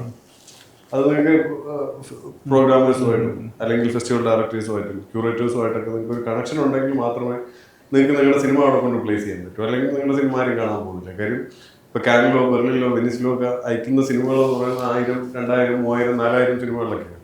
ഈ 4000 സിനിമ ആരിരുന്ന് കാണും, എപ്പോൾ ഇരുന്ന് കാണും, എങ്ങനെ അതിനെ വിലയിരുത്താൻ പറ്റും? ഒരു ദിവസം 5 സിനിമയും 8 സിനിമയും കാണുമ്പോൾ പോലും എങ്ങനെ നമുക്ക് വിലയിരുത്താൻ പറ്റും? നല്ലത് ചീത്തയെന്ന് മനസ്സിലാക്കാൻ പറ്റില്ല. അപ്പോൾ ആ ഒരു പ്രശ്നം എനിക്ക് തോന്നുന്നു മൊത്തത്തിൽ ഈ ഫെസ്റ്റിവൽസിൽ നേരിടുന്നുണ്ട്. അതേസമയം ഇപ്പോഴത്തെ ഒരു OTT-യുടെ കാലത്ത് ഈ കാലഘട്ടത്തിൽ എനിക്ക് തോന്നുന്നു കുറച്ചുകൂടെ ഒരു തിയേറ്റർ ഫ്രണ്ട്ലി ആയിട്ടുള്ള അല്ലെങ്കിൽ കുറച്ചുകൂടെ സ്റ്റാർസ് ഉള്ള സിനിമകൾ മാത്രമേ തിയേറ്ററിൽ ആൾ വരുന്നു. ഒരു മിഡിൽ സിനിമകൾ ശരിക്കും ഇല്ലാതായിക്കൊണ്ടിരിക്കുന്ന ഒരു സാധനമാണ്. അപ്പോൾ ഇതൊരു കൺഫ്യൂഷനാണ്. ഒരു ഫിലിം മേക്കർ എന്നുള്ള നിലയിൽ ഒരു സ്റ്റാർ ഇമ്പോർട്ടന്റ് ആണ് എന്നാണ് ഞാൻ മനസ്സിലാക്കുന്നത്. ഉറപ്പായിട്ടും എനിക്ക് ആസ് എ ഡെബ്യൂട്ടൻ ഡയറക്ടർ ഇപ്പം എനിക്ക് എൻ്റെ സിനിമ തിയേറ്ററിൽ എത്തിക്കാൻ പറ്റിയത് അല്ലെങ്കിൽ അതിനുശേഷം ഒരു OTT റിലീസ് കിട്ടിയത് ഇപ്പോൾ ജോസേട്ടനെ പോലെയും സിറാജേട്ടനെ പോലെയുള്ള നെയിംസ് ഈ ഫിലിമുമായിട്ട് അസോസിയേറ്റഡ് ആയതുകൊണ്ടാണ്. അല്ലാതെയും ചെയ്യാൻ പറ്റും നമുക്ക്, പക്ഷെ അത് കുറച്ചുകൂടെ ഒരു ഡിഫിക്കൽട്ട് വേ ആയിരിക്കും തോന്നുന്നു നമുക്ക് ആളുകളിലേക്ക് എത്താനായിട്ട് പാടാണ്. നമ്മൾ ഫേസസിനെയാണല്ലോ റെക്കഗ്നൈസ് ചെയ്യുന്നത്. അപ്പൊ ആ ഒരു ഫേസ് വാല്യൂ എന്ന് പറയുന്നത് വളരെ വലിയൊരു കാര്യം തന്നെയാണ്. അല്ല, അതുപോലെ ഇപ്പോഴത്തെ മാർക്കറ്റിങ്ങും നിങ്ങളുടെ സെഷൻസ് കൂടെ പറഞ്ഞാലേ മാർക്കറ്റിംഗ് എനിക്കൊന്ന് പണ്ടൊക്കെ കുറച്ച് മാർക്കറ്റ് ചെയ്താൽ മതി, ആൾക്കാരിൽ സിനിമാക്കാരിൽ എത്തുമല്ലോ. പക്ഷെ ഇന്ന് ഈ റീൽസും ഈ പറഞ്ഞ പോലെ എവിടെ കൊണ്ട് എങ്ങനെയൊക്കെ കൊണ്ടിട്ടാലും ഒരിടത്തും എത്തുന്നില്ല. അപ്പൊ അത്രയും ഫണ്ട് ചെയ്യണം, അത്രയും രീതിയിൽ മാർക്കറ്റ് ചെയ്യണം. ഒരു സ്റ്റാർ ഇല്ലാത്തൊരു പടം ആളുകളിലേക്ക് എത്തിക്കാൻ അത്രയും അഗ്രസീവായിട്ടുള്ള മാർക്കറ്റിംഗ് വേണം. പ്രത്യേകിച്ച് ഇപ്പോൾ നമ്മൾ സിനിഫൈൽസിൻ്റെ ഇടയിൽ ഓക്കെ, ഇപ്പോൾ ഒരു ഫിലിം മേക്കർ നോക്കിയിട്ട് പോയി കാണുന്ന നമ്മുടെ ഒരു മെജോറിറ്റി ഓഡിയൻസ് അതല്ലല്ലോ. എന്ന് വെച്ച് കഴിഞ്ഞാൽ ഈ ഔട്ടർ ഏരിയാസിലേക്ക് എത്തുമ്പോൾ ചിലപ്പോൾ ബസ്സിൽ പോകുമ്പോൾ പോസ്റ്റർ കണ്ടിട്ട് സിനിമയ്ക്ക് പോകുന്ന ആളുകളുണ്ടാവും. അപ്പോൾ അവർക്കൊരു സ്റ്റാർ കാണുമ്പോൾ അന്ന് ഇന്നൊരു പടത്തിന് പോവാം എന്നൊക്കെ തീരുമാനിക്കുന്നത്. അവരിലേക്കും ഈ പറഞ്ഞ പോലെ എത്തണമെങ്കിൽ നമ്മൾ ഇന്ന് സോഷ്യൽ മീഡിയ തന്നെയാണ് അതിന്. ഇപ്പോൾ എനിക്ക് തോന്നുന്നു എല്ലാ ഏജ് കാറ്റഗറിയിലുള്ളവരുടെ കയ്യിലും സ്മാർട്ട് ഫോണും അല്ലെങ്കിൽ ഇൻസ്റ്റാഗ്രാമും എല്ലാം ഉള്ളതുകൊണ്ട് അതിൽ ഒരു അഗ്രസീവായിട്ടുള്ള മാർക്കറ്റിംഗ്, ഡിജിറ്റൽ മാർക്കറ്റിംഗ് ശരിക്കും ഭയങ്കര ഇമ്പോർട്ടൻ്റ് ആണ് ആളുകളിലേക്ക് എത്താൻ എനിക്ക് തോന്നുന്നുണ്ട്. ഭയങ്കര ഇമ്പോർട്ടൻ്റ് ആണ് മാർക്കറ്റ്. അല്ല, അതിന് ഈ പറഞ്ഞ സ്റ്റാർ ഭയങ്കരമായിട്ട് ഗുണം ചെയ്യും. അങ്ങനെ ഒരു ആർട്ടിസ്റ്റ് ഉണ്ടെങ്കിൽ, ഒരു സ്റ്റാർ ഉണ്ടെങ്കിൽ വളരെ ഈസിലി നമുക്ക് റീച്ച് ചെയ്യാൻ പറ്റും. ഒരു സംവിധായകന്റെ നിലനിൽപ്പ് ശരിക്കും തീരുമാനിക്കുന്നത് ഈ ഒരു സ്റ്റാർ ആയിരിക്കും. അങ്ങനെയൊന്നുമില്ല. അല്ല, ഇൻഡസ്ട്രിയുടെ ഒരു സാമ്പത്തിക സമവാക്യങ്ങൾ നിർണ്ണയിക്കുന്ന പ്രധാനപ്പെട്ട ഒരു ഘടകം സ്റ്റാർഡം തന്നെയാണ്. അത് നല്ലതാണോ ചീത്തയാണോ എന്നുള്ളത് വേറൊരു സംവാദത്തിന് ഉള്ള വിഷയമാണ്. പക്ഷെ അതൊരു റിയാലിറ്റിയാണ് താങ്ങി നിർത്തുന്നതും. അപ്പോൾ നമുക്കിപ്പോൾ എല്ലാ കാലത്തും ഒരു സാറ്റലൈറ്റ് എന്നെ ഡിപ്പെൻഡ് ചെയ്താണ് പരിപാടികൾ പോയത്, പിന്നെ OTT ഡിപ്പെൻഡ്. ഇവിടെ എല്ലാം സ്റ്റാർഡം ഭയങ്കര പ്രധാനപ്പെട്ട ഒരു ഘടകം തന്നെയാണ്. അവരാണ് മെയിൻ ഒരു ഡിസൈനിങ് ഫാക്ടേഴ്സ്. അതുകൊണ്ട് തന്നെ ഇപ്പം നമ്മുടെ കയ്യിൽ ഒരു സ്റ്റാർ ചെയ്ത് കഴിഞ്ഞാൽ നന്നായിട്ട് വരാൻ സാധ്യതയുണ്ടെന്നൊരു സബ്ജക്റ്റ് ഉണ്ടെങ്കിൽ പോലും ആ ഒരു പുതുമുഖ സംവിധായകനെ സംബന്ധിച്ച് അവൻ്റെ ഏറ്റവും വലിയ കടമ്പ എന്ന് പറയുന്നത് അങ്ങോട്ട് എത്തുക എന്നുള്ളതായിരിക്കും. ഒരു സ്റ്റാറിനെ അപ്രോച്ച് ചെയ്ത് അവിടെ നമുക്കൊരു സബ്ജക്റ്റ് പറയാൻ പറ്റുക എന്നുള്ളത് അത് നമ്മളെല്ലാവരും ഫേസ് ചെയ്തിട്ടുണ്ടാകാൻ സാധ്യതയുള്ള സംഗതിയാണ്. കാരണം നമ്മളൊരു കഥ പിച്ച് ചെയ്യുമ്പോൾ തന്നെ ആദ്യത്തെ ചോദ്യം അതാണ്, ആർട്ടിസ്റ്റ് ആരാണ്. അതെ, അപ്പോൾ നമുക്ക് അവരെ പൂർണ്ണമായിട്ട് കുറ്റം പറയാനും പറ്റില്ല. അവരെ സംബന്ധിച്ചും ഇതുപോലെ നൂറുകണക്കിന് എൻക്വയറീസ് ഡെയിലി വരും. അപ്പോൾ അതിനകത്തുനിന്ന് പിക്ക് ചെയ്യുക എന്നുള്ളതും ട്രിക്കിയാണ്. അപ്പോൾ ഇതിനെന്താണ് സൊല്യൂഷൻ എന്ന് ചോദിച്ചാൽ അറിഞ്ഞൂടാ. ബട്ട് അങ്ങനെ ഒരു വിചിത്രമായ ഒരു സിറ്റുവേഷൻ ഉണ്ട്. ഭാഗ്യമാണ്. അതെ, ഭയങ്കരമായ, കാരണം നമ്മുടെ കഴിവും നമ്മുടെ കയ്യിലുള്ള സബ്ജക്റ്റിന്റെ വാല്യൂ ഇതിനൊക്കെ അപ്പുറത്ത് ഈ ഭാഗ്യത്തിനെ കൂടെ ഡിപ്പെൻഡ് ചെയ്യേണ്ടതായിട്ട് വരുന്നുണ്ട്. ഇതല്ലാത്ത സിനിമകൾ ഓടുന്നില്ലെന്ന് ചോദിച്ചാൽ അത് എക്സെപ്ഷണൽ കേസുകളുണ്ട്. ഇപ്പൊ ഞാൻ റീസെന്റ് പലരും പറഞ്ഞു ഈ ഭയങ്കര ഗ്രാമം നന്മ സിനിമകൾ ആളുകൾക്ക്, അല്ലെങ്കിൽ ഗ്രാമീണ സിനിമകളൊക്കെ ആൾക്കാർക്ക് മടുത്തു തുടങ്ങി. ആളുകൾ തിയേറ്ററിലേക്ക് അത് കൊണ്ടുവരില്ല എന്ന് പറഞ്ഞു. സൂഫ്രംസോ ഇവിടെ വന്നത്, അത് കേരളത്തിലെ ഗ്രാമം പോലും അല്ല, അത് ഇവിടെ ആള് കയറി ഹിറ്റ്. അപ്പൊ ശരിക്കും സിനിമയിൽ ഞാൻ മനസ്സിലാക്കുന്നത് വെച്ചിട്ട് നമ്മൾ ഈ പറയുന്ന ഫാക്ട്സോ അല്ലെങ്കിൽ ഫോർമുലകൾക്കോ ജഡ്ജ്മെന്റിനോ ഒന്നും ഒരു ഇതില്ല. ഇത് പക്ഷേ സൂഫ്രംസോ രാജ്ബി ഷെട്ടി എന്നുള്ള ഒരു ബ്രാൻഡ് അവിടെ അതുകൊണ്ട് ഫാമിലി ഇവിടത്തെ അതുകൊണ്ട് മാത്രമല്ല, ഇപ്പൊ സ്റ്റാർ ഉണ്ടെന്ന് വെച്ചിട്ട് കഥയില്ലെങ്കിൽ ആരും വന്ന് കാണില്ല. പക്ഷെ സ്റ്റാർ ഉണ്ടെങ്കിലും ആദ്യത്തെ 2 ദിവസം മാത്രമേ പിന്നെ ആ പടത്തിന് ഒരു പ്രത്യേകത ഉണ്ടായിരുന്നു. അത് നമ്മുടെ മംഗലാപുരം ഭാഗത്തുള്ള ഒരു ഗ്രാമമാണ്. അവിടെ നമ്മുടെ സംസ്കാരവുമായിട്ട്, പ്രത്യേകിച്ച് നോർത്ത് കേരള സംസ്കാരമായിട്ട് ഭയങ്കരമായിട്ട് കണക്റ്റഡ് ആണ്. അവര് നല്ല രീതിയിൽ പടം മാർക്കറ്റ് ചെയ്തു, അത് ആളുകളിലേക്ക് എത്തി. അപ്പോൾ നല്ല പടമാണെന്നും കൂടെ അറിഞ്ഞു കഴിഞ്ഞപ്പോൾ മൗത്ത് പബ്ലിസിറ്റിയിലും ആള് വന്ന് ഇവിടെ കളക്ട് ചെയ്ത പടമാണ്. അപ്പോൾ നമ്മളിങ്ങനെ ഇപ്പം ഇതെല്ലാം മുന്നേ ഇറങ്ങിയ പടങ്ങളുടെ എക്സാമ്പിൾസ് വെച്ചിട്ടാണ് നമ്മൾ പറയുന്നത്. സിനിമയുടെ ബ്യൂട്ടിയും ഞാൻ മനസ്സിലാക്കുന്ന ആ ഒരു അൺസർട്ടനിറ്റിയാണ്. നമുക്ക് നമ്മുടെ കയ്യിലുള്ള ഒന്നും അത് ഇറങ്ങി രാവിലത്തെ ഷോ മറ്റേ വനിതാ വിനിതയിലെ FDFS കഴിഞ്ഞിട്ട് അതിലും ജഡ്ജ്മെന്റ് നമുക്ക് പറ്റില്ല. നമ്മുടെ ക്രൂ ഒക്കെ തന്നെ ഒരു വൈകിട്ടൊക്കെ ആകുമ്പോഴേക്കും സാധാരണ ഓഡിയൻസിലേക്ക് എത്തിക്കഴിയുമ്പോഴാണ് ഓക്കെ എവിടേക്കാണ് നമുക്ക് നമ്മുടെ ജഡ്ജ്മെന്റുകൾ ശരിയായത്, അല്ലെങ്കിൽ എവിടേക്കാണ് പാളിപ്പോയെന്നൊക്കെ അന്ന് ആ സമയത്ത് മാത്രമേ മനസ്സിലാവുള്ളൂ. അപ്പോൾ ഇതൊക്കെ ബാക്കി നമുക്കിങ്ങനെ ചർച്ച ചെയ്യുമ്പോൾ പറയാം. പിന്നെ സോഷ്യൽ മീഡിയയുടെ ഭയങ്കര ഒരു ഇൻഫ്ലുവൻസ് നമ്മുടെ കാഴ്ചശീലമൊക്കെ ഭയങ്കരമായിട്ട് മാറുന്നുണ്ട്. ചില ടൈപ്പ് ഓഫ് സിനിമകൾക്കാണ് കുറച്ചും കൂടെ പണ്ട് കാലത്ത് ഇറങ്ങി കുറെ കൂടെ സക്സസ് ആവാൻ സാധ്യത ഉണ്ടായിരുന്ന കുറെ ജോണറുകൾ ഇപ്പം അപ്രത്യക്ഷമാകുന്നുണ്ട്. തിയേറ്ററിൽ ലോകയും മഞ്ഞുമൽ ബോയ്സും ഒക്കെ വന്ന അത്രയും നമുക്കൊരു ചേഞ്ച് കൂടെ വന്ന് ആ സമയത്തൊക്കെ ചർച്ചയായിരുന്നു ഇനി ഫീൽ ഗുഡ് സിനിമകളൊക്കെ പയ്യെ OTT മാത്രമാവുന്നുള്ളത്. സർവമായ 50 കോടിയായി. അത് അത്രയും ഫീൽ ഗുഡ് ആയിട്ടൊരു സിനിമയാണ്. അപ്പോൾ അങ്ങനെ എല്ലാം ഒരു എല്ലാത്തരം സിനിമകൾക്കും ഇവിടെ നിലനിൽപ്പുണ്ട്. പക്ഷെ ഇത് കമേഴ്ഷ്യൽ സിനിമയെ കുറിച്ചാണ് പറഞ്ഞത്. ഫെസ്റ്റിവൽ സിനിമയാണെങ്കിൽ ജൂറിയെ പറ്റിക്കാൻ എളുപ്പമാണ്. കാര്യം അവർക്ക് മനസ്സിലാവാത്ത സിനിമ എടുക്കും. എന്ന് മനസ്സിലായാൽ അവർക്കെല്ലാം മനസ്സിലാവും. ഓക്കെ, ഇത് ഇത്രയേ ഉള്ളൂ എന്ന് തോന്നുന്നു. അത് ജനത്തിനുള്ള പടമാണ്, തിയേറ്ററിലൂടെ. മറ്റേതാണ് ഒന്നും മനസ്സിലാവരുത്. മനസ്സിലാവാതിരുന്നു കഴിഞ്ഞാൽ എന്തോ ഉണ്ടെന്ന് വിചാരിച്ചിട്ട് ഒരു ഫെസ്റ്റിവലിൽ എടുക്കും. ഇതിനേക്കാളും കോംപ്ലിക്കേറ്റഡ് സിറ്റുവേഷൻ ആണ്. അത് വേറൊരു സോണാണല്ലേ. അല്ല, ഞാൻ ഇവിടുത്തെ ഫെസ്റ്റിവലിനെ കുറിച്ച് ജൂറിയെ കുറിച്ചോ പറഞ്ഞു കേട്ടോ. അല്ല, ഞാൻ ഇങ്ങനെ ഒരു ഇക്വേഷനോ അല്ലെങ്കിൽ ഇങ്ങനെ ചെയ്താൽ അങ്ങനെ സംഭവിക്കുമോ എന്ന് അറിയുമായിരുന്നെങ്കിൽ ഇവിടെ ഒരുപാട് ഹിറ്റ് സിനിമകൾ വന്നിരുന്നു. ഇപ്പം ഒരു സ്റ്റാർ ഉണ്ട് വെച്ചിട്ട് അതിൽ നല്ല കഥയില്ലെങ്കിൽ അത് ഓടില്ല. നല്ല കഥയുണ്ട്, സ്റ്റാർ ഉണ്ട് എന്ന് വെച്ചിട്ട് അത് മാർക്കറ്റ് ചെയ്തില്ലെങ്കിൽ അത് ഓടില്ല. നമ്മൾ ഫസ്റ്റ് ഡ്രോപ്പ് ചെയ്യുന്ന പോസ്റ്റർ മുതൽ ആൾക്കാർ ജഡ്ജ് ചെയ്യും, ടൈറ്റിൽ ഡിസൈൻ മുതൽ ജഡ്ജ് ചെയ്യും. നല്ലൊരു ടൈറ്റിൽ, ഇത് ഇങ്ങനത്തെ ഒരു ടൈറ്റിൽ ആൾക്കാർക്ക് അത് ഇതാവണം. ഇപ്പൊ ചിലപ്പോൾ ഒരു സിനിമ വന്ന് ഹിറ്റായ ഇതൊന്നും ഒരു വിഷയമല്ല. ചില സിനിമയ്ക്ക് നമ്മള് അന്തം വിട്ടുപോകും. ഒരു മനുഷ്യൻ ഭയങ്കര പബ്ലിസിറ്റി ഒക്കെ കൊടുത്തിട്ട് നമ്മൾ തിയേറ്ററിൽ പോയപ്പോ ഒരു മനുഷ്യൻ കാണത്തില്ല. അതേസമയം ചില സിനിമകളിൽ ഭയങ്കര ആളായിരിക്കും ഇനിഷ്യലി തന്നെ, തുടക്കം ഫസ്റ്റ് ഷോ തന്നെ. അതൊരു നമ്മുടെ കിളിപോയ മൊമെന്റ് ഉണ്ട്. ചില പോസ്റ്റേഴ്സും ഇതൊക്കെ കണ്ടിട്ട് ഈ പടം എന്താവും എന്ന് ടെൻഷൻ അടിച്ചുകൊണ്ടിരിക്കുമ്പോൾ ആ പടമൊക്കെ ഭയങ്കര ഹിറ്റും തിയേറ്ററിൽ പോയി നമുക്കും വർക്കാവും ബേസിക്കലി. അപ്പൊ ആ ഫോർമുല അവിടെ പോയി, അതിനും കാര്യമൊന്നുമില്ല. പിന്നെ ഇവിടെ ഒരു സിനിമ ഹിറ്റായാൽ അതിലെ എല്ലാം ശരിയും, അതാണ് ഇവിടുത്തെ ഒരു. ഇപ്പം ഈ തലവര നോക്കുമ്പോൾ മഹേഷ് നാരായണൻ പ്രസൻസ് ആണ്. ഇപ്പം ഒരു സമയത്ത് ഇപ്പം മറ്റ് ലാംഗ്വേജസിൽ ഇതൊരു ട്രെൻഡായിരുന്നു, വലിയ വലിയ ഡയറക്ടേഴ്സ് പ്രസൻറ്റ് ചെയ്യുന്ന ഒരു ഇത്. അപ്പോൾ ആ ഡയറക്ടേഴ്സിനോടുള്ളൊരു ട്രസ്റ്റ് കാരണം ഓഡിയൻസ് ഒരുപാടും അത് കാണാനായിട്ട് പോകും. പിന്നെ അതൊരു മാർക്കറ്റിംഗ് ടൂളായിട്ട് മാറി. ചിലപ്പം പ്രേക്ഷകർ പ്രതീക്ഷിക്കുന്ന ഒരു ഔട്ട്പുട്ട് ആ സിനിമകളിൽ നിന്ന് കിട്ടാതെ വന്നു. മലയാളത്തിൽ ഇതിപ്പം ഒരു ട്രെൻഡായിക്കൊണ്ടിരിക്കുകയാണ്. ഇപ്പം Lal Jose presence, Lijo Jose Pellissery presence, Mahesh Narayanan presence, അങ്ങനെ ഇപ്പോൾ വന്നു. അപ്പം ആ ഒരു മഹേഷ് നാരായണൻ എന്നുള്ളൊരു പേര്, അദ്ദേഹം പ്രൊഡ്യൂസറും കൂടെയാണ്. ആ ഒരു പേര് ശരിക്കും തലവര എന്ന സിനിമയെ പുഷ് ചെയ്യാനും ഓഡിയൻസിലേക്ക് എത്തിക്കാനും എത്രത്തോളം സഹായിച്ചിട്ടുണ്ട്? തീർച്ചയായിട്ടും ഭയങ്കരമായിട്ട് സാധിച്ചിട്ടുണ്ട്. കാരണം നമുക്കൊരു ഇനീഷ്യൽ ഡേ വരുന്ന സിനി ഫയൽസ് എല്ലാം അവർക്ക് എന്നെ നോക്കുമ്പോൾ പലർക്കും എന്നെ തലവരേൻ്റെ ഡയറക്ടറായിട്ടേ അറിയത്തുള്ളൂ. കാരണം അതിനു മുമ്പ് 2 സിനിമകളും ഇപ്പോൾ ഫ്രീഡം ഫൈറ്റ് ഞാൻ ചെയ്തിട്ടുണ്ടെങ്കിലും എനിക്ക് തോന്നുന്നു സിനി ഫയൽസേ കണ്ടിട്ടുള്ളൂ ആ സമയത്ത്. സാധാരണ ജനങ്ങൾക്ക് അതൊരു ചെറിയൊരു റീലായിട്ടാണ്, രജീഷ തെറി വിളിക്കുന്ന ഒരു റീലായിട്ട് ഞാൻ അങ്ങനെയായിരുന്നു പറയുന്നുണ്ടായിരുന്നു ആ പടത്തിന്. അവസാനം രജീഷ തെറി വിളിക്കുന്ന ഒരു പടമില്ലേ, അത് തന്നെയാണോ, അങ്ങനെയാണ്. എനിക്കങ്ങനെ അതിന് മുമ്പ് ഐഡന്റിറ്റി അർച്ചന 31 നോട്ടോട്ടോ ഫ്രീഡം ഫൈറ്റോ തന്നിട്ടില്ല. സിനി ഫയൽസിൻ്റെ ഇടയിലുണ്ട്, നോർമൽ ഓഡിയൻസിൻ്റെ ഇടയിലേക്ക് ഇല്ല. പക്ഷേ മഹേഷേട്ടൻ്റെ പേരുള്ളതുകൊണ്ട് നമുക്കൊരു ഇനീഷ്യൽ നോർമൽ ഓഡിയൻസ് ആണെങ്കിലും പിന്നെ മഹേഷേട്ടൻ അങ്ങനത്തെ പരിപാടികൾ പിടിക്കില്ല എന്ന്, കാരണം അദ്ദേഹം ചെയ്തു വന്ന പരിപാടികളെല്ലാം അത്യാവശ്യം നല്ല നീറ്റ് വർക്ക്സ് ആണ്. അതിൻ്റെ ഒരു പുഷ് ഉണ്ടായിരുന്നു ആക്ച്വലി. പിന്നെ എൻ്റെ 3 പടവും പ്രൊഡ്യൂസ് ചെയ്തിരിക്കുന്നത് ഡയറക്ടേഴ്സാണ്. മാട്ടിച്ചേട്ടൻ, ജിയോ ചേട്ടൻ, മഹേഷേട്ടൻ. ഇവർ 3 പേരുമാണ് പ്രൊഡ്യൂസ് ചെയ്തിരിക്കുന്നത്. അപ്പോൾ അത് അർച്ചനയ്ക്കും ഗുണമുണ്ടായിരുന്നു. എന്നെ അർച്ചന ഞാൻ രാവിലെ ഷോ കാണാൻ പോകുന്നതിന് മുമ്പ് ഒരാൾ വിളിച്ചിട്ട് മാട്ടിച്ചേട്ടൻ്റെ അസിസ്റ്റൻ്റ് ഇല്ലേ, അതെ മാട്ടിച്ചേട്ടൻ്റെ പടം എന്ന് റിലീസ് ആവുന്നത്, ആ പുള്ളി വിചാരിച്ചിരിക്കുന്നത് മാർട്ടിൻ ബ്രക്കാർഡിൻ്റെ അർച്ചന പുള്ളി ഡയറക്റ്റ് ചെയ്യുന്ന പടം എന്നാണ് വിചാരിച്ചിരിക്കുന്നത്. അപ്പം അത് ഗുണമുണ്ട് ആക്ച്വലി.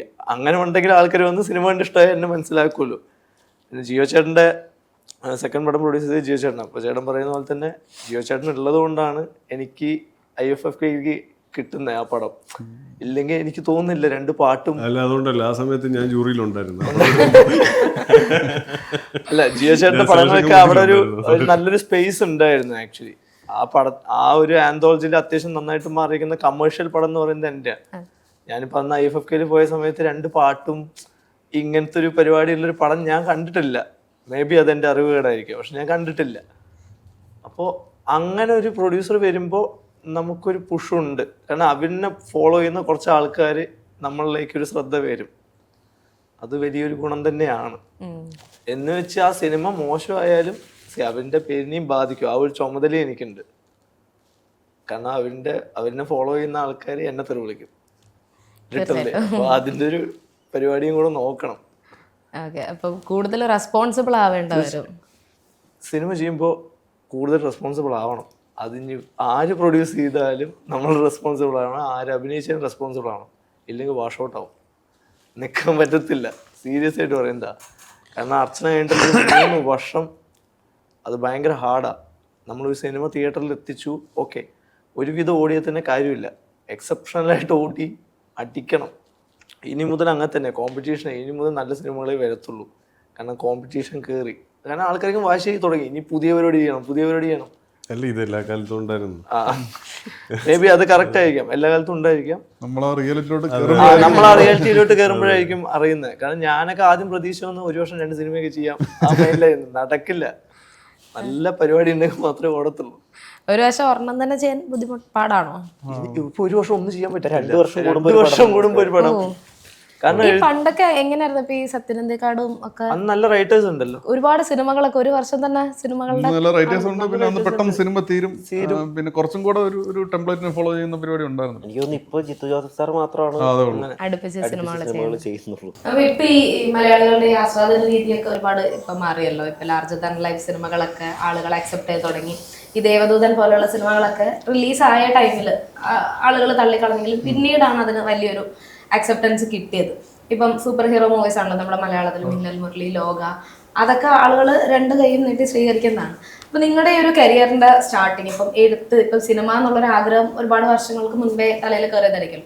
അന്നത്തെ സിനിമകളും ഇപ്പോഴത്തെ സിനിമകളും അടുത്ത ഓഡിയൻസിന്റെ ഈ ഒരു അക്സെപ്റ്റൻസ് മാറിയല്ലോ. അപ്പം ഈ ഒരു ഷിഫ്റ്റ് ലൈക്ക് ഈ ഒരു കരിയറിനെ എങ്ങനെയാണ് സഹായിക്കുന്നതും ഹെൽപ്പ് ചെയ്യുന്നതും സപ്പോർട്ട് ചെയ്യുന്നതും ഒക്കെ? മുമ്പൊക്കെ നമ്മളിപ്പം കുറച്ചൊരു out of the box idea ആണെങ്കിൽ നമ്മളൊന്ന് പേടിക്കുമായിരുന്നു. ഇപ്പം നമ്മളൊരു പ്രൊഡ്യൂസറിന്റെ അടുത്തോ ഒരു പ്രൊഡക്ഷൻ ഹൗസിന്റെ അടുത്തോ പിച്ച് ചെയ്യുമ്പോൾ അവരെങ്ങനെയായിരിക്കും, അല്ലെങ്കിൽ ഇതൊരു വലിയ ബജറ്റാണ്, അവർക്ക് പറ്റില്ല, അല്ലെങ്കിൽ നമ്മുടെ ഇൻഡസ്ട്രിയിൽ ഇത് പോസിബിൾ അല്ല എന്നുള്ളൊരു നമ്മുടെ ഉള്ളിൽ തന്നെ ആ ഒരു സെൽഫ് സെൻസർഷിപ്പ് ചിലപ്പോൾ നമ്മൾ നടത്തും അവിടെ എത്തുന്നതിന് മുന്നേ. പക്ഷെ ഇപ്പം എനിക്ക് തോന്നുന്നു ഒരു ന്യൂ കമേഴ്സിന് എസ്പെഷ്യലി അതൊരു നമുക്കൊരു ചാലഞ്ചിങ് ആയിട്ടുള്ള ഒരു ഐഡിയ ആണ്, അല്ലെങ്കിൽ ഒരു out of the box idea ആണെങ്കിൽ അത് എവിടെയും പോയി പിച്ച് ചെയ്യാം. ഇപ്പം അത്രയ്ക്കും നമ്പേഴ്സാണ് ഇപ്പം നമ്മുടെ ഇൻഡസ്ട്രിയിൽ വരുന്നത്, ബോക്സ് ഓഫീസിലാണെങ്കിലും ഇപ്പം പാൻ ഇന്ത്യ ലെവലിലും വളരെ ഒരു വൈഡ് ആയിട്ടൊരു അക്സെപ്റ്റൻസ് കിട്ടുന്നുണ്ട്. അപ്പം അതുകൊണ്ട് തന്നെ അങ്ങനെ ഒരു നമ്മുടെ ഒരു തോട്ട് പ്രോസസ്സിലും അങ്ങനെ ഒരു ഓക്കെ ഇത് നമുക്ക് അറ്റൈൻ ചെയ്യാൻ പറ്റുന്ന ഒരു സാധനമാണെന്നുള്ള ഒരു കോൺഫിഡൻസ് ഡെഫിനറ്റ്ലി നമുക്കെല്ലാം വരുന്നുണ്ട്. എല്ലാവർക്കും അങ്ങനെ തന്നെയാണെന്ന് തോന്നുന്നത്. അപ്പൊ അത് ഈ പറഞ്ഞ പോലെ ഇപ്പൊ ലോകയായാലും മഞ്ഞുൾ ബോയ്സ് ഒക്കെ പോലെയുള്ള സിനിമകൾ തരുന്ന ഒരു കോൺഫിഡൻസ് തന്നെയാണ് അത്. നമ്മളും കോൺസ്റ്റന്റ്ലി അപ്ഡേറ്റ് ആയിക്കൊണ്ടിരിക്കണം, ഇല്ലെങ്കിൽ ചിലപ്പം പക്ഷേ ഇത് ഇപ്പോൾ റീസെൻ്റ്ലി ഒരു നമ്മുടെ ഇവിടുത്തെ ഒരു മേജർ ഒരു പ്രൊഡ്യൂസർ പറഞ്ഞതാണ്, ഇപ്പോൾ ഫാൻറ്റസി സബ്ജക്റ്റ് തട്ടിയിട്ട് നടക്കാൻ പറ്റില്ല എന്ന് പറയുന്നത്. അല്ല, ഇപ്പോൾ ഒരുപാട് പിച്ചിങ് നടക്കുന്നത് ഫാൻറ്റസിയാണ്, പ്രത്യേകിച്ച് ലോകയ്ക്കും ശേഷം. പിന്നെ എനിക്കൊന്ന് കോമഡി ഇപ്പം എന്തുകൊണ്ട് ആൾക്കാർ അധികം അക്സെപ്റ്റ് ചെയ്യാത്തതെന്ന് തോന്നുന്നത്, ഇപ്പോൾ കാര്യം നമ്മളിപ്പം ഓരോ റീൽസും ഫേസ്ബുക്കിലും ഏത് സോഷ്യൽ മീഡിയ എടുത്താലും എല്ലാവരും ഇപ്പൊ കോമഡി ചെയ്യുക. വീട്ടമ്മമാരും മക്കളും അവരും എല്ലാവരും കോമഡി ചെയ്തുകൊണ്ടിരിക്കുകയാണ്. അപ്പൊ അതിനെ ബ്രേക്ക് ചെയ്തുകൊണ്ട് ഒരു സിനിമയിൽ ഭയങ്കര രസമായിട്ടൊരു കോമഡി അവതരിപ്പിച്ചാൽ എത്രത്തോളം, അതുകൊണ്ടായിരിക്കും എനിക്ക് തോന്നുന്നു പല കോമഡി സിനിമകളും വന്നിട്ട് അത്ര വർക്ക് ആവാത്തതെന്ന് എനിക്ക് തോന്നിയിട്ടുണ്ട്. ഈ ഒരു കാലഘട്ടത്തിൽ കോമഡി അത്ര നല്ലതല്ല, എന്റെ ഒബ്സർവേഷൻ ആണ് കേട്ടോ. അത് ശരിക്കും ശരിയാണോ എന്നറിയില്ല. തിയേറ്ററിൽ വരുന്ന വേറെ ജോണേഴ്സ് പ്രതീക്ഷിച്ചിട്ടാണ്. പിന്നെ പലർക്കും ഒരു പണ്ടത്തെ കോമഡി പോലെ ഇപ്പോഴത്തെ കോമഡി വരുന്നില്ല എന്നുള്ളൊരു, ഇപ്പൊ ജഗതി ചേട്ടനും ഒക്കെ ചെയ്തു വെച്ച കോമഡി പോലെ വരുന്നില്ല. അതുകൊണ്ടൊക്കെയാണെന്ന് എനിക്ക് തോന്നുന്നു ഈ പവി കെയറും മറ്റേ അതുപോലെ കുറെ പടങ്ങൾ ഇറങ്ങിയൊക്കെ ഫ്ലോപ്പ് ആയി പോയത്, അധികം ആൾക്കാർ സിനിമ കാണാത്ത. ഓക്കെ, അപ്പം ഈ സജിൻ ചേട്ടൻ ഒരു നാഷണൽ അവാർഡ് വിൻ ചെയ്ത ഒരു സിനിമയുടെ ഡയറക്ടറാണ്. അപ്പം ആ ഒരു നിലയിൽ നിൽക്കുമ്പം അടുത്തൊരു സിനിമ ചെയ്യാൻ ഒരു പ്രൊഡ്യൂസർ ഇൻവോൾവ് ആകാനായിട്ട്, അല്ലെങ്കിൽ ഒരു സിനിമ അടുത്തത് പുൾ ഓഫ് ചെയ്യാനായിട്ട് എത്രത്തോളം സാധ്യതകളാണ് മുന്നിലുള്ളത്? നാഷണൽ അവാർഡ് ഉണ്ടെന്ന് പറഞ്ഞുകൊണ്ടൊന്നും സിനിമയൊന്നും പുൾ ഓഫ് ആവില്ല. റിയാലിറ്റി. അപ്പോൾ അതുകൊണ്ട് സിനിമ ഇപ്പം ഞാനൊക്കെ കുറച്ച് സീരിയസ് സിനിമകളാണ് ഇതുവരെ ചെയ്തിട്ടുള്ളത്. ഇനി കുറച്ച് കമേഴ്ഷ്യൽ സിനിമ ഒന്ന് ചെയ്ത് ഒരിടത്തൊക്കെ ഒന്ന് ഫൈറ്റ് ചെയ്യണമെന്ന് അതുകൊണ്ട് ട്രൈ ചെയ്തോണ്ടിരിക്കുകയാണ്. അല്ല, ഞാൻ പറയുന്നത് എളുപ്പമല്ല. ഒരു പെട്ടെന്നൊരു ഈ പറഞ്ഞ ഒരു സക്സസ് ആണ്. അപ്പൊ എനിക്കൊന്ന് എനിക്കൊന്ന് പെട്ടെന്ന് അടുത്തൊരു പടം ഓണാക്കാൻ പറ്റുമായിരിക്കും. അതൊരു സക്സസ് ആണ്, ഓൾറെഡി ബോക്സ് ഓഫീസ് ഹിറ്റ് കൊടുത്തു. ആൾക്കാർ എപ്പോഴും ജഡ്ജ്മെന്റിലാണ്. ഒരാൾ സക്സസ് ചെയ്താൽ അവന്റെ അടുത്ത് പോയി അത് ഒരു ബേസിക് സൈക്കോളജിയാണ്. അതെ, അതൊരു ബേസിക് സൈക്കോളജിയാണ്. എനിക്ക് തോന്നുന്നു അതിൽ വലിയ കാര്യമുണ്ടോ പറ്റത്തില്ല. അപ്പൊ കാര്യം നമ്മുടെ പല ഫസ്റ്റ് സിനിമയും സെക്കൻഡ് സിനിമയൊക്കെ ഫ്ലോപ്പ് ആയിട്ടുള്ള ആൾക്കാരാണ് പിന്നീട് വേറെ തരത്തിൽ മാറ്റം ഉണ്ടായിക്കൊണ്ട്. അതെ, ലോക മാത്രമല്ല, രാജേഷ് പിള്ള ട്രാഫിക് ചെയ്ത പുള്ളിയുടെ ഹൃദയപൂർവ്വം എന്ന് പറഞ്ഞിട്ട് ചാക്കോച്ചനെ വെച്ചൊരു പണ്ടൊരു പടം ചെയ്തിട്ട് ഹൃദയത്തിൽ സൂക്ഷിക്കും. അത് പൊളിഞ്ഞിട്ട് ആണല്ലോ പുള്ളി ട്രാഫിക്കുമായിട്ട് വരുന്നത്. അപ്പൊ അങ്ങനെ പല തിരിച്ചും കുറെ എക്സാമ്പിൾസ് ഉണ്ടല്ലോ. ഭയങ്കര സക്സസ്ഫുൾ സിനിമ ചെയ്തിട്ട് അത്ര അത് കുറച്ച് കൂടുതലായിരിക്കും. അത് ട്രിക്കിയാണ്. പക്ഷെ ആൾക്കാരുടെ ഇപ്പം എപ്പോഴും പിന്നെ ഇപ്പം ഒരു കുറച്ച് പൈസ ഇൻവെസ്റ്റ് ചെയ്യാൻ വരുന്ന ആൾക്കാരിൽ ഒരു നല്ല മെജോറിറ്റി ആൾക്കാരും പെട്ടെന്ന് എങ്ങനെ റിട്ടേൺ ഉണ്ടാക്കാം എന്നുള്ളത് തന്നെയാണ് പ്രൈമറി ഇന്റൻഷൻ. അപ്പോൾ അവർ നോക്കുന്നത് സക്സസ്ഫുൾ ആയിട്ടുള്ള, ഇപ്പോൾ നമുക്കിപ്പോൾ ഒരു നമ്മളൊരു സിനിമയെ പറ്റി നമ്മൾ പറയുമ്പോൾ നമ്മൾ മനസ്സിലുള്ള ഒരു സിനിമ നമ്മൾ ആർട്ടിക്കുലേറ്റ് ചെയ്യാനാണ് ആദ്യം ചെയ്യേണ്ടത്. അപ്പോൾ അത് പൂർണ്ണമായിട്ട് ചെയ്യാൻ പറ്റത്തില്ല, അത് പരിമിതിയുണ്ട്. എപ്പോഴും ഫിലിം മേക്കർ മേക്ക് ചെയ്ത് അവസാനം ഫൈനൽ ഔട്ടിലെ കറക്റ്റ് സിനിമ കൺവേ ആകത്തുള്ളൂ. അപ്പോൾ കുറേയൊക്കെ അയാളുടെ ജഡ്ജ്മെന്റിനെ ഇവരെല്ലാവരും വിശ്വസിക്കുകയാണ് ചെയ്യുന്നത്. അപ്പം ഒന്ന് സക്സസ് ആയി കഴിഞ്ഞാൽ അവൻ പറയുന്നതൊക്കെ ശരിയായിരിക്കാം എന്നങ്ങ്. പിന്നെ ഇതിന്റെ വേറൊരു പ്രധാനപ്പെട്ട സംഭവം എന്ന് പറഞ്ഞാൽ ഇപ്പോൾ ഒരു അല്ലാത്തൊരു പുതിയ സംവിധായകൻ പുതിയ ആൾക്കാരെ വെച്ചിട്ടോ അല്ലെങ്കിൽ മീഡിയം ആർട്ടിസ്റ്റുകളെ വെച്ച് ചെയ്യുമ്പോൾ ഉള്ള ഒരു പ്രധാന പ്രശ്നം എന്ന് പറയുന്ന ഫണ്ട്. നമുക്ക് ഉദ്ദേശിക്കുന്ന ഒരു സിനിമ ഉണ്ടാക്കാനുള്ള ഫണ്ട് നമുക്ക് കിട്ടില്ല. പിന്നെ ഭയങ്കര പരിമിതിക്കുള്ളിൽ നിന്നിട്ട് വേണം ഈ സിനിമകളൊക്കെ ചെയ്യേണ്ടത്. അതൊരു ഭയങ്കര, എനിക്ക് തോന്നുന്നു അധികം ആരും ഡിസ്കസ് ചെയ്യപ്പെടാത്ത ഒരു ഏരിയ ആണെന്ന് തോന്നുന്നു. അപ്പൊ ഒരു സ്റ്റാർ ഉണ്ടെങ്കിൽ, വലിയൊരു സ്റ്റാർ ഉണ്ടെങ്കിൽ നമുക്ക് ഫണ്ടും കിട്ടും, എൻ്റെ കൂടെ നമുക്ക് ഇഷ്ടമുള്ള പോലെ ഷൂട്ട് ചെയ്യാനും പറ്റും. അപ്പൊ ഒരു ഫിലിം മേക്കറുടെ ഒരു കഴിവ് തെളിയിക്കാൻ പറ്റും. പക്ഷെ മറ്റത് വളരെ പാടാണ്. മറ്റത് ഭയങ്കരമായിട്ട് കഴിവ് തെളിയിക്കേണ്ടി വരും. ചെറിയ ബഡ്ജറ്റിൽ കൂടുതൽ കഴിവ് തെളിയിക്കണം. ഈ അവാർഡ് കാറ്റഗറീസ് ഒക്കെ നോക്കിക്കഴിഞ്ഞാലും ഒരു കാലത്ത് ഇപ്പം ഈ ഫെസ്റ്റിവൽ കൈൻഡ് ഓഫ് മൂവീസ് ആയിരുന്നു അവാർഡിന് കൂടുതലും പരിഗണിക്കപ്പെട്ടുകൊണ്ടിരുന്നത്. ഇപ്പൊ നോക്കിക്കഴിഞ്ഞാൽ കൊമേഴ്ഷ്യൽ സിനിമകൾക്കും ഒരേ സാധനം തന്നെയാണുള്ളത്, ഈക്വലി തന്നെ അവാർഡ്സ് കിട്ടുന്നുണ്ട്. ഇപ്പൊ ഒരു സിനിമ കണ്ടിറങ്ങുമ്പം കാണുന്ന പ്രേക്ഷകർ എന്ന് പറയും ഇത് അവാർഡിന് അർഹതപ്പെട്ടതാണ്, ഈ പെർഫോമൻസ് അവാർഡ് കിട്ടേണ്ടതാണ് എന്നൊക്കെ ഉള്ളത്. അത് ഈ അവാർഡിന് പരിഗണിക്കപ്പെടുന്ന സിനിമകൾ മാറിയതാണോ അതോ ആളുകൾക്ക് അതിപ്പം കൂടുതൽ സെൻസ് ചെയ്യാൻ പറ്റുന്നതാണോ? എന്തായിരിക്കും അതിന്റെ ഒരു കാര്യം? അത് ഡിപ്പെൻസ്. ജൂറി ഇപ്പൊ എന്നെ സംബന്ധിച്ചിടത്തോളം, അല്ലെങ്കിൽ എനിക്കൊന്ന് വേറെ ആരോ പറഞ്ഞ് കേട്ടിട്ടുള്ളതാണ്, ഒരു ഫിലിം ഒരു ഇപ്പൊ സ്റ്റേറ്റ് ഫിലിം അവാർഡ് ആവട്ടെ അല്ലെങ്കിൽ IFFKയുടെ ഇതാവട്ടെ, അവിടെ പരിഗണിക്കുന്ന സിനിമകളെക്കാൾ ഉപരി അവിടുത്തെ ജൂറിയാണ് ആൾക്കാർ ജഡ്ജ് ചെയ്യുന്നത്. ആ ജൂറിക്ക് എങ്ങനെ ഏത് സിനിമ കണക്ട് ചെയ്തു എന്നുള്ളതാണ്. അപ്പൊ അവരുടെ ക്വാളിറ്റിയാണ് ശരിക്കും നമുക്ക്, അല്ലെങ്കിൽ ശരിക്കും സീരിയസ് ഓഡിയൻസിന് മനസ്സിലാവുന്നത്. അവരെടുക്കുന്ന സെലക്ട് ചെയ്യുന്ന സിനിമകൾ ഏതാണ്. പിന്നെ നേരത്തേക്ക് അങ്ങനെ ഒരു ഇതുണ്ടായിരുന്നു. ഇപ്പോൾ സിനിമകൾ ഇങ്ങനെ ആയിരിക്കണം, സീരിയസ് ആയിട്ടുള്ള സിനിമകൾക്ക് വേണം കലാമൂല്യവും അങ്ങനെ എന്തോ ഒരു സാധനം പ്രോത്സാഹിപ്പിക്കുന്ന സിനിമകളാണ് കൂടുതലും ഈ ഫെസ്റ്റിവൽസിനും അവാർഡിനും പരിഗണിക്കേണ്ടത് എന്നുള്ള ഇത് അവരുടെ ഇതിലുണ്ട്. ഇപ്പോൾ സെൻസർ ബോർഡിന്റെ മുന്നിൽ വരുമ്പോൾ ഇന്ന കാര്യങ്ങളുണ്ടെന്ന് അവർക്ക് നിയമങ്ങളുള്ളതുപോലെ തന്നെ ഇതുമുണ്ട്. പക്ഷെ ഇപ്പോഴാരും ഇതൊന്നും വായിക്കുന്നില്ല. സെൻസർ ബോർഡ് മെമ്പേഴ്സും അത് തന്നെ, ജൂറി മെമ്പേഴ്സും അങ്ങനെ തന്നെ, എല്ലാവരും അവരവരുടേതായിട്ടുള്ള രീതിയിൽ അവരൊരു അവാർഡ് നിർണ്ണയിക്കുന്നു പോകുന്നു എന്നുള്ളതാണ്. ഇപ്പം പല അവാർഡുകളും നമുക്ക് നമ്മുടെ ഒരു ബേസിക് സെൻസിബിലിറ്റിക്ക് ഉൾക്കൊള്ളാൻ പറ്റും. പക്ഷേ അവാർഡ് ഞാൻ വ്യക്തിപരമായിട്ട് പറയാം, ഞാനിപ്പോൾ നാഷണൽ ഫിലിം അവാർഡ് ജൂറിയിൽ ഇരുന്നിട്ടുണ്ട്, ഇന്ത്യൻ പനോരമയുടെ ജൂറിയിൽ ഇരുന്നിട്ടുണ്ട്, IFFKയിൽ ഇരുന്നിട്ടുണ്ട്, കുറെ ഈ പറഞ്ഞ ബാംഗ്ലൂർ ഫെസ്റ്റിവലൊക്കെ ഇരുന്നിട്ടുണ്ടെങ്കിലും എൻ്റെ വ്യക്തിപരമായിട്ടുള്ള അഭിപ്രായം ഒരു ജൂറി സെലക്ട് ചെയ്യുന്നതല്ല സിനിമ. അത് അവരുടെ ഒരു 4 പേരോ 5 പേരോ ചേർന്നിരുന്നിട്ട് സെലക്ട് ചെയ്യുന്ന അത് അവരുടെ സെൻസിബിലിറ്റി മാത്രമാണ്. പിന്നെ ആ സിനിമ കാണുന്ന മൂഡ് ഒരു ഇമ്പോർട്ടൻ്റ് ആണ്. അതുകൊണ്ട് ഒരു അവാർഡ് കിട്ടിയെന്ന് പറഞ്ഞൊരു സിനിമയും വലുതാവത്തില്ല. കുറച്ചൊരു വിസിബിലിറ്റി കിട്ടുമെന്ന് മാത്രമേ ഉള്ളൂ. അവാർഡ് കിട്ടിയില്ല എന്ന് പറഞ്ഞുകൊണ്ട് ഒരു സിനിമയും മോശമാകത്തില്ല. ശരിക്കും കാണുന്ന ഓഡിയൻസിന് കണക്ട് ചെയ്യുന്നതാണ് ഏറ്റവും പ്രധാനമെന്നാണ് ഞാൻ വിശ്വസിക്കുന്നത്. അങ്ങനെയല്ലേ നിങ്ങളുടെ അങ്ങനെയാണ്? അതൊരു 4 പേര് അവരുടെ സബ്ജക്റ്റീവ് ആയിട്ടുള്ള ഒരു ഒപ്പീനിയനാണ്. പിന്നെ അവരുടെ രാഷ്ട്രീയം ഭയങ്കര പലരുടെയും പൊളിറ്റിക്സ്. ഇപ്പൊ ഏത് കാര്യത്തിലും രാഷ്ട്രീയം കാണുന്ന ആൾക്കാരാണ്. പിന്നെ ഈ പറഞ്ഞ പോലെ ഒരു സൈഡ്, ഇപ്പൊ ഞാൻ സീരിയസ് സിനിമകളെ കുറിച്ചാണ് പറയുന്നത്. അപ്പൊ അവിടെ നിഷ്പക്ഷമായിട്ട് ഇപ്പൊ കഥ പറയാൻ പറ്റില്ല. നിങ്ങൾ ഒന്ന് ഏതെങ്കിലും സൈഡ് ചാഞ്ഞെന്ന് പറയണമെന്നാണ് പറയുന്നത്. എനിക്കിപ്പം പല ആൾക്കാരും കേട്ടിട്ടുള്ളത്, നിങ്ങൾ അങ്ങനെ അത് മാത്രം പറയരുത്, ആ സൈഡ് മാത്രം അല്ലെ നിഷ്പക്ഷമായിട്ട് പറയരുത്. ഒന്നുകിൽ നിങ്ങൾ ഈ സൈഡ് നിൽക്കുക, അല്ലെങ്കിൽ നിങ്ങൾ ഈ സൈഡ് നിൽക്കുക. അത് ലെഫ്റ്റ് ആണോ റൈറ്റ് ആണോ എന്നൊക്കെ ഉള്ളത് നിങ്ങൾ തീരുമാനിക്കുക. എന്നിട്ട് സിനിമ പറയുമ്പോഴായിരിക്കും അത് കൂടുതൽ ആരെങ്കിലുമൊക്കെ ഈ ഇത്തരം സിനിമകളെ പ്രൊമോട്ട് ചെയ്യുന്നതും ആ കോക്കസിൽ പെടുന്നതൊക്കെ. പക്ഷെ നിഷ്പക്ഷമായിട്ടൊക്കെ ചെയ്ത് കഴിഞ്ഞാൽ നിങ്ങൾക്ക് ആരും പരിഗണിക്കില്ല നിങ്ങളെ. അപ്പം വിശ്വസിക്കാവുന്ന ജനങ്ങളെയാണ്. ജനങ്ങൾ എന്ന് പറഞ്ഞാൽ ഇപ്പൊ അവാർഡ് സിനിമ എന്നും പറഞ്ഞ് തിയേറ്ററിൽ ഇറങ്ങിയ ഒരു മനുഷ്യൻ വന്ന് കാണത്തില്ല. പിന്നെ എനിക്ക് തോന്നുന്നു OTT എന്ന് പറയുന്ന ഒരു പ്ലാറ്റ്ഫോം ഉള്ളത് ഇത്തരം സിനിമകൾക്ക് കുറച്ചുകൂടി ഒരു വിസിബിലിറ്റി ഉണ്ടാക്കി എടുക്കുക എന്നുള്ളതാണ്. ഇപ്പൊ ബിരിയാണിയൊക്കെ അങ്ങനെയാണ് വന്നത്. ഞാനൊന്നും തിയേറ്ററിലൊന്നും അധികം ഓടാത്ത സിനിമയാണ്. OTT വന്നതിന് ശേഷമാണ് ആൾക്കാർ കൂടുതൽ അത് കണ്ടതും ഒരുപാട് ഡിസ്കഷൻ പോയതാണ് ആ സിനിമ. നാരായണന്റെ ഇതും ഒരുപാട് OTT വന്നതിന് ശേഷം ഒരുപാട് ഡിസ്കഷൻ വന്നു.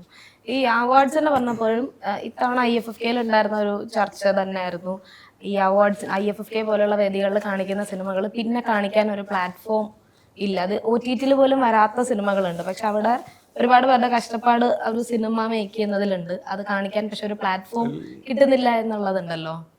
അല്ല, ഞാൻ പറയുന്ന അങ്ങനെ ഒരു കഷ്ടപ്പെട്ടുകൊണ്ട് എല്ലാരും കഷ്ടപ്പെട്ട സിനിമ.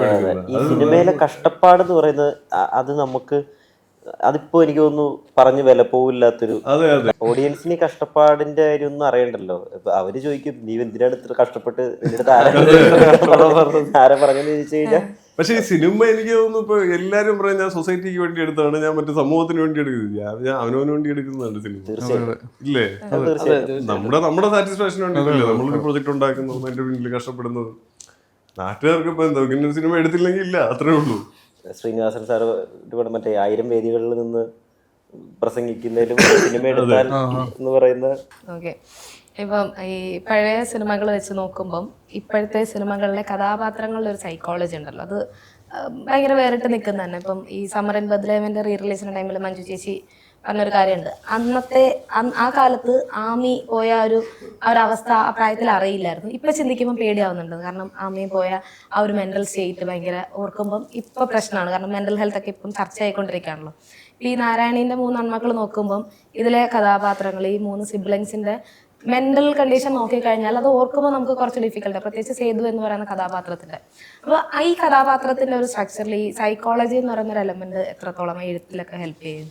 ഒരുപാടുണ്ട്. കാരണം സേതുവിന്റെ ക്യാരക്ടർ മാത്രമല്ല, സേതുവിന്റെ കാര്യത്തിൽ അത് പടത്തിൽ ഒബ്വിയസ് ആയിട്ട് വരുന്നുണ്ട്. പക്ഷെ ഈവൻ ബാക്കി 2 ബ്രദേഴ്സ് ആയാലും അവിടെ ഒരു വളരെ ബേസിക് ആയിട്ടുള്ള ഒരു കാര്യം ആ സിനിമയിൽ തന്നെ പറഞ്ഞു പോകുന്നുണ്ട്. പക്ഷെ ബാഡ് പേരന്റിങ്ങിന്റെ ഒരു എക്സാമ്പിൾ ആണ് ഒരു 3 പേരെന്നുള്ളത്.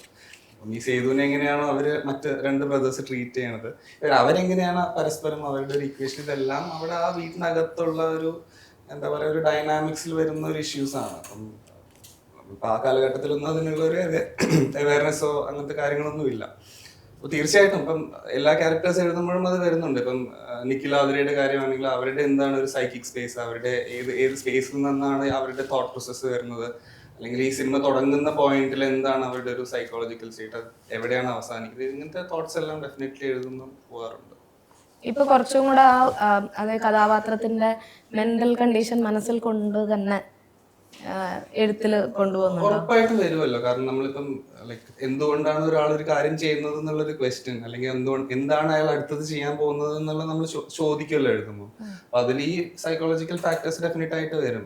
ചുറ്റുമുള്ള സറൗണ്ടിങ്സിൽ വരുന്ന കാര്യങ്ങളും അയാളുടെ ഉള്ളിലുള്ള കാര്യങ്ങളും അതെല്ലാം എഫക്ട് ചെയ്യുമല്ലോ. അപ്പൊ അത് ഡെഫിനറ്റ്ലി അത് എഫക്ട് വരും. ഈ സിനിമ ഒരു വലിയ രീതിയിൽ ആൾക്കാരെ സ്വാധീനിക്കുന്നുണ്ടല്ലോ. ഇപ്പം സിനിമ സൊസൈറ്റിയുടെ ഒരു റിഫ്ലക്ഷൻ ആണ് എന്ന് തന്നെയാണല്ലോ പറയുന്നത്. അപ്പം നല്ല രീതിയിൽ സിനിമ ആൾക്കാരെ ഇൻഫ്ലുവൻസ് ചെയ്യുന്നുണ്ടെങ്കിൽ മോശം രീതിയിൽ സ്വാധീനിക്കാനുള്ള ചാൻസസ് സംവിധായകൻ എന്ന നിലയിൽ നിങ്ങൾക്ക് എന്താ തോന്നുന്നത്? സാധ്യതയുണ്ട്, അത് ആൾക്കാരെ ഡിപ്പെൻഡ് ചെയ്തിരിക്കും. അതെ, കൂടുതലും കാണുന്നവന്റെ വിവേക ബുദ്ധിക്ക് അനുസരിച്ച്. മാർക്കോ ഒക്കെ ഇറങ്ങിയ സമയത്ത് വലിയൊരു ചർച്ച ചെയ്ത് അതാണല്ലോ. മാർക്കോയ്ക്ക് വരില്ല, ഇത് പണ്ടേ ഉള്ളൊരു ചർച്ചയാണ്. ഇപ്പോൾ പണ്ട് എനിക്ക് തോന്നുന്നു നമ്മുടെ മീശമാധവൻ ഇറങ്ങിയ സമയത്ത് അന്നൊക്കെ ഇങ്ങനെ, അത് കഴിഞ്ഞ് സ്പിരിറ്റൊക്കെ ഇറങ്ങിയപ്പോൾ ഇത് ഭയങ്കര ചർച്ചയായിരുന്നു. അതായത് സ്പിരിറ്റിൽ ലാലേട്ടൻ കട്ടൻ ചായയിൽ മദ്യം ഒഴിക്കുന്നത് ഇത് അനുകരിക്കുന്നു എന്നൊക്കെ പറയുന്നത്. അതുപോലെ അന്നേരം നമ്മുടെ രഞ്ജിത്ത് സാറ് ചോദിച്ചൊരു ചോദ്യമാണ്, മീശമാധവൻ കണ്ടിട്ട് നായകൻ അനുകരിച്ച് കക്കാൻ പോയി കഴിഞ്ഞാൽ അത് കാണുന്നവന്റെ വിവേക ബുദ്ധിയാണ്, അത് ഏത് എടുക്കണം നല്ലത് ചൂസ് ചെയ്യാനുള്ള, അത് മനുഷ്യന്റെ. പിന്നെ ചില സിനിമയിൽ ഇപ്പൊ നമ്മുടെ സിനിമ സെൻസറിന് പോയപ്പം അവര് പറഞ്ഞു ഇതുപോലെ ഇത് കാണുന്ന നമുക്കും സിഗരറ്റ് വലിക്കാൻ തോന്നുന്നു, അത് മമ്മൂക്ക തന്നെ വാണിംഗ് പറയണം എന്ന് പറഞ്ഞു. അല്ല, അങ്ങനെയുള്ള ചില സംഗതികളുണ്ട്. ഇന്റർവെൽ പഞ്ച് ഒരു രക്ഷയില്ലായിരുന്നു. അല്ല, അത് തന്നെ ഇത് കാണുമ്പം വലിക്കാൻ തോന്നും എന്ന് പറഞ്ഞു. അങ്ങനെ ചില സംഗതികൾ ഉണ്ടെന്ന് തോന്നുന്നു. സ്വാഗ് ഒക്കെ കാണുമ്പോൾ അന്നേരം ചിന്തിക്കണം, പുക വലിക്കുന്നതിന്റെ പ്രശ്നങ്ങൾ. കുറെ പേര് പണ്ട് ബോംബെ പോയിട്ടുണ്ടല്ലോ. പക്ഷേ പുക വലിക്കാനേ തോന്നിയുള്ളൂ അല്ലേ? അതേ പറഞ്ഞോളൂ. എല്ലാം സ്ത്രീകളെ പറ്റിച്ചിട്ട് അല്ല, അതിന്റെ വന്നിട്ട് ഇപ്പം ഒരു കൊലപാതകം നടന്നപ്പോലും ദൃശ്യം മോഡൽ കൊലപാതകം എന്നൊക്കെയാണ് ഇപ്പൊ മാധ്യമങ്ങൾ വരെ റിപ്പോർട്ട് ചെയ്യുന്നത്. അല്ല, അതിനു മുമ്പ് ആ മോഡലില് കൊലപാതകങ്ങൾ ഉണ്ട്. പക്ഷെ ദൃശ്യം ഇറങ്ങിയപ്പോ ഒരു സാധനം ഇടുമ്പോ ഒരു ആൾക്കാർ ശ്രദ്ധിക്കുമല്ലോ. അല്ല, അത് സിനിമ എന്നുള്ള മീഡിയത്തിന്റെ പവർ ആണല്ലോ. അതാണല്ലോ ഈ ഒരു വിഷ്വൽ മീഡിയത്തിന്റെ ഒരു പവർ. അതാണല്ലോ ആക്ച്വലി എല്ലാ മീഡിയത്തിലും ഉണ്ട്. ഇപ്പൊ എഴുത്ത്, ഇപ്പൊ നോവൽ ഒരു വായിക്കുമ്പോൾ നമ്മൾ ഇൻഫ്ലുവൻസ്ഡ് ആവുന്നുണ്ടല്ലോ ചില കാര്യങ്ങളൊക്കെ. അപ്പൊ അത് എല്ലാ കാര്യത്തിലും ഉണ്ട്. ഇപ്പൊ നമ്മൾ നേരത്തെ പറഞ്ഞ പോലെ അത് കാഴ്ചക്കാരന്റെ വിവേചന ബുദ്ധി തന്നെയാണ് അതിൽ. സെയിം ടൈം 2 രീതിയിൽ ആലോചിക്കാം. നമുക്ക് ഫിൽം മേക്കേഴ്സിനും കുറച്ച് സോഷ്യലി റെസ്പോൺസിബിൾ ആവാം. അത് എത്രത്തോളം എക്സ്റ്റെൻഡ് ഒന്നും പേഴ്സണൽ ചോയ്സ് ആണ്. സിനിമ ജനകീയമാകുന്നതിന് മുമ്പ് ഇതുപോലെ തന്നെ ഇതിനപ്പുറം എഴുത്ത് ആൾക്കാരെ സ്വാധീനിച്ചിട്ടുണ്ടല്ലോ. അതൊരു ഒബ്വിയസ് തിങ് ആണ്. അപ്പൊ നമ്മളൊക്കെയാണ് ഇപ്പൊ നമ്മുടെ ജീവിതത്തെ കുറിച്ച് കാഴ്ചപ്പാടും എല്ലാത്തിനെയും ഭയങ്കരമായിട്ട് സ്വാധീനിച്ചിട്ടുള്ള നമ്മൾ വായിച്ചിട്ടുള്ള പുസ്തകങ്ങളും അതിനകത്ത് വേറെ ആൾക്കാരുടെ നമ്മളിപ്പോൾ ഒരു സാമ്പ്രദായികമായിട്ട് നമ്മുടെ ഒരു വിശ്വാസത്തിൻ്റെയും ഇതിൻ്റെയൊക്കെ പുറത്തായിരിക്കും നമ്മൾ ജനിച്ചപ്പം തൊട്ട് പോകുന്നത്. അപ്പോൾ അതിന് പുറത്തൊരു ലോകമുണ്ടെന്ന് നമുക്കൊരു എക്സ്പോഷർ കിട്ടുന്നത് ചിലപ്പം ഏതെങ്കിലും എഴുത്തുകൾ വായിക്കുമ്പോഴോ ഏതെങ്കിലും പുസ്തകങ്ങൾ വായിക്കുമ്പോഴോ ഒക്കെ ആയിരിക്കും. അതുപോലെ പുതിയ പുതിയ കാഴ്ചപ്പാടുകൾ നമുക്ക് സിനിമ തരും. ഒബ്വിയസ് തിങ് ആണത്. അത് നമ്മളെങ്ങനെ സ്വാംശീകരിക്കുന്നു എന്നുള്ളത്. സിനിമയെക്കാളും സ്വാധീനിക്കാൻ പറ്റുന്ന മാസിനെയും സൊസൈറ്റിയെയും സ്വാധീനിക്കാൻ പറ്റുന്ന മ്യൂസിക്കാണ്. മ്യൂസിക്കിന്റെ ഹിസ്റ്ററി എടുത്ത് പരിശോധിച്ച് കഴിഞ്ഞാൽ എന്തൊക്കെ കാര്യങ്ങൾ നിർണയിച്ചിട്ടുണ്ട്. രാഷ്ട്രീയങ്ങൾ പോലും യുദ്ധങ്ങൾ പോലും ഇല്ലാതാക്കിയിട്ടുണ്ട്. അപ്പൊ അതെനിക്ക് തോന്നുന്നു സിനിമയൊന്നും അത്ര എത്തിയിട്ടില്ല എന്ന് തോന്നുന്നു.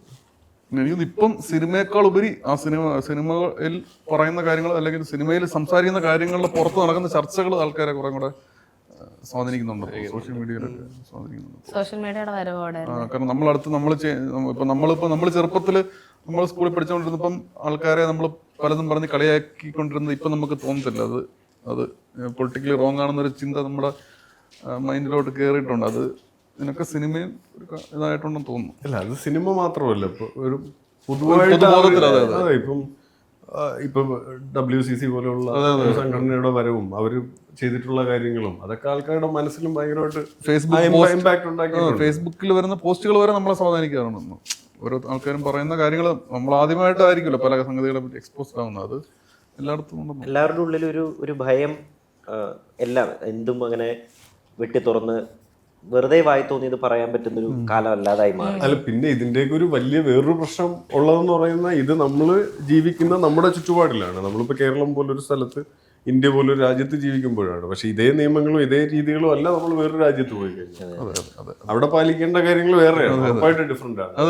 അവിടെ നമ്മൾ ഇവിടെ തെറ്റാണെന്ന് തോന്നുന്നു, അവിടെ ശരിയാണ് പല കാര്യങ്ങളും. അവിടെ ശരിയെന്ന് തോന്നുന്നു, ഇവിടെ തെറ്റാണ് പല.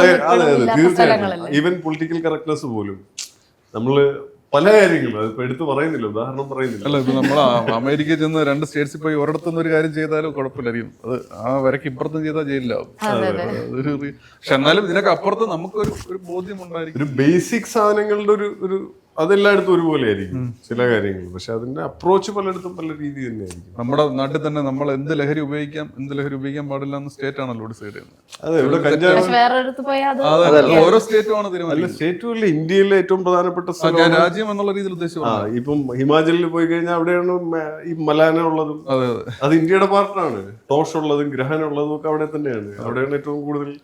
അതേസമയം ഇവിടെ ഏതെങ്കിലും ഒരാൾ ഏതെങ്കിലും ഇതുപോലെ ഒരു സ്ഥലത്ത് ഇതുണ്ടാക്കി അപ്പോഴും തന്നെ പോലീസ് പിടിച്ചകത്തിടും. ഇതും ഇന്ത്യയുടെ ഭാഗമാണ്. അവിടെ നേരെ തിരിച്ച് ഏക്കർ കണക്കിന് ഇതിലല്ലേ കൃഷി ചെയ്തിട്ട് ഇത് പ്രൊമോട്ട് ചെയ്തുകൊണ്ടിരിക്കും. നമ്മുടെ രാജ്യത്തിന്റെ ഒരു വർഷത്തെ ഒരു മൊമെന്റിന് മുമ്പ് വരെ ലൈംഗിക ന്യൂനപക്ഷത്തിൽപ്പെട്ട ആൾക്കാരൊക്കെ ക്രിമിനൽസ് ആയിരുന്നു. അത് കഴിഞ്ഞതോടെ അത് മാറി. അതൊക്കെ ഒരു സ്ഥലത്തിന്റെ. അതുപോലെ ഞാൻ ഒരിക്കൽ ഈ സംഗതി വാലി എന്ന് പറഞ്ഞൊരു സ്ഥലത്ത് പോയപ്പോൾ അവിടെ ഒരു കരടിയുടെ ഇത് തോലുരിച്ച് ഉണക്കായിട്ടിരിക്കുക, മാനിന്റെ തോലുരിച്ച് ഉണക്കായിട്ടിരിക്കുക. ഇവിടെ ആണെങ്കിൽ എന്തായിരിക്കും അവസ്ഥ? അതെ, ഞാൻ എന്നിട്ട് അതെടുത്ത് ഫേസ്ബുക്കിൽ പോസ്റ്റ് ചെയ്യാൻ ചെയ്തിട്ടുണ്ട്. ഇതൊക്കെ പല സ്ഥലത്ത് പല കാര്യങ്ങളാണ്. അത് സിനിമയിലും അങ്ങനെയാണ്, ജീവിതത്തിലും അങ്ങനെയാണ്. അതെ, സിനിമയെന്ന് പറഞ്ഞപ്പോ ഇവിടെ വരെ രീതിയിലാണ്.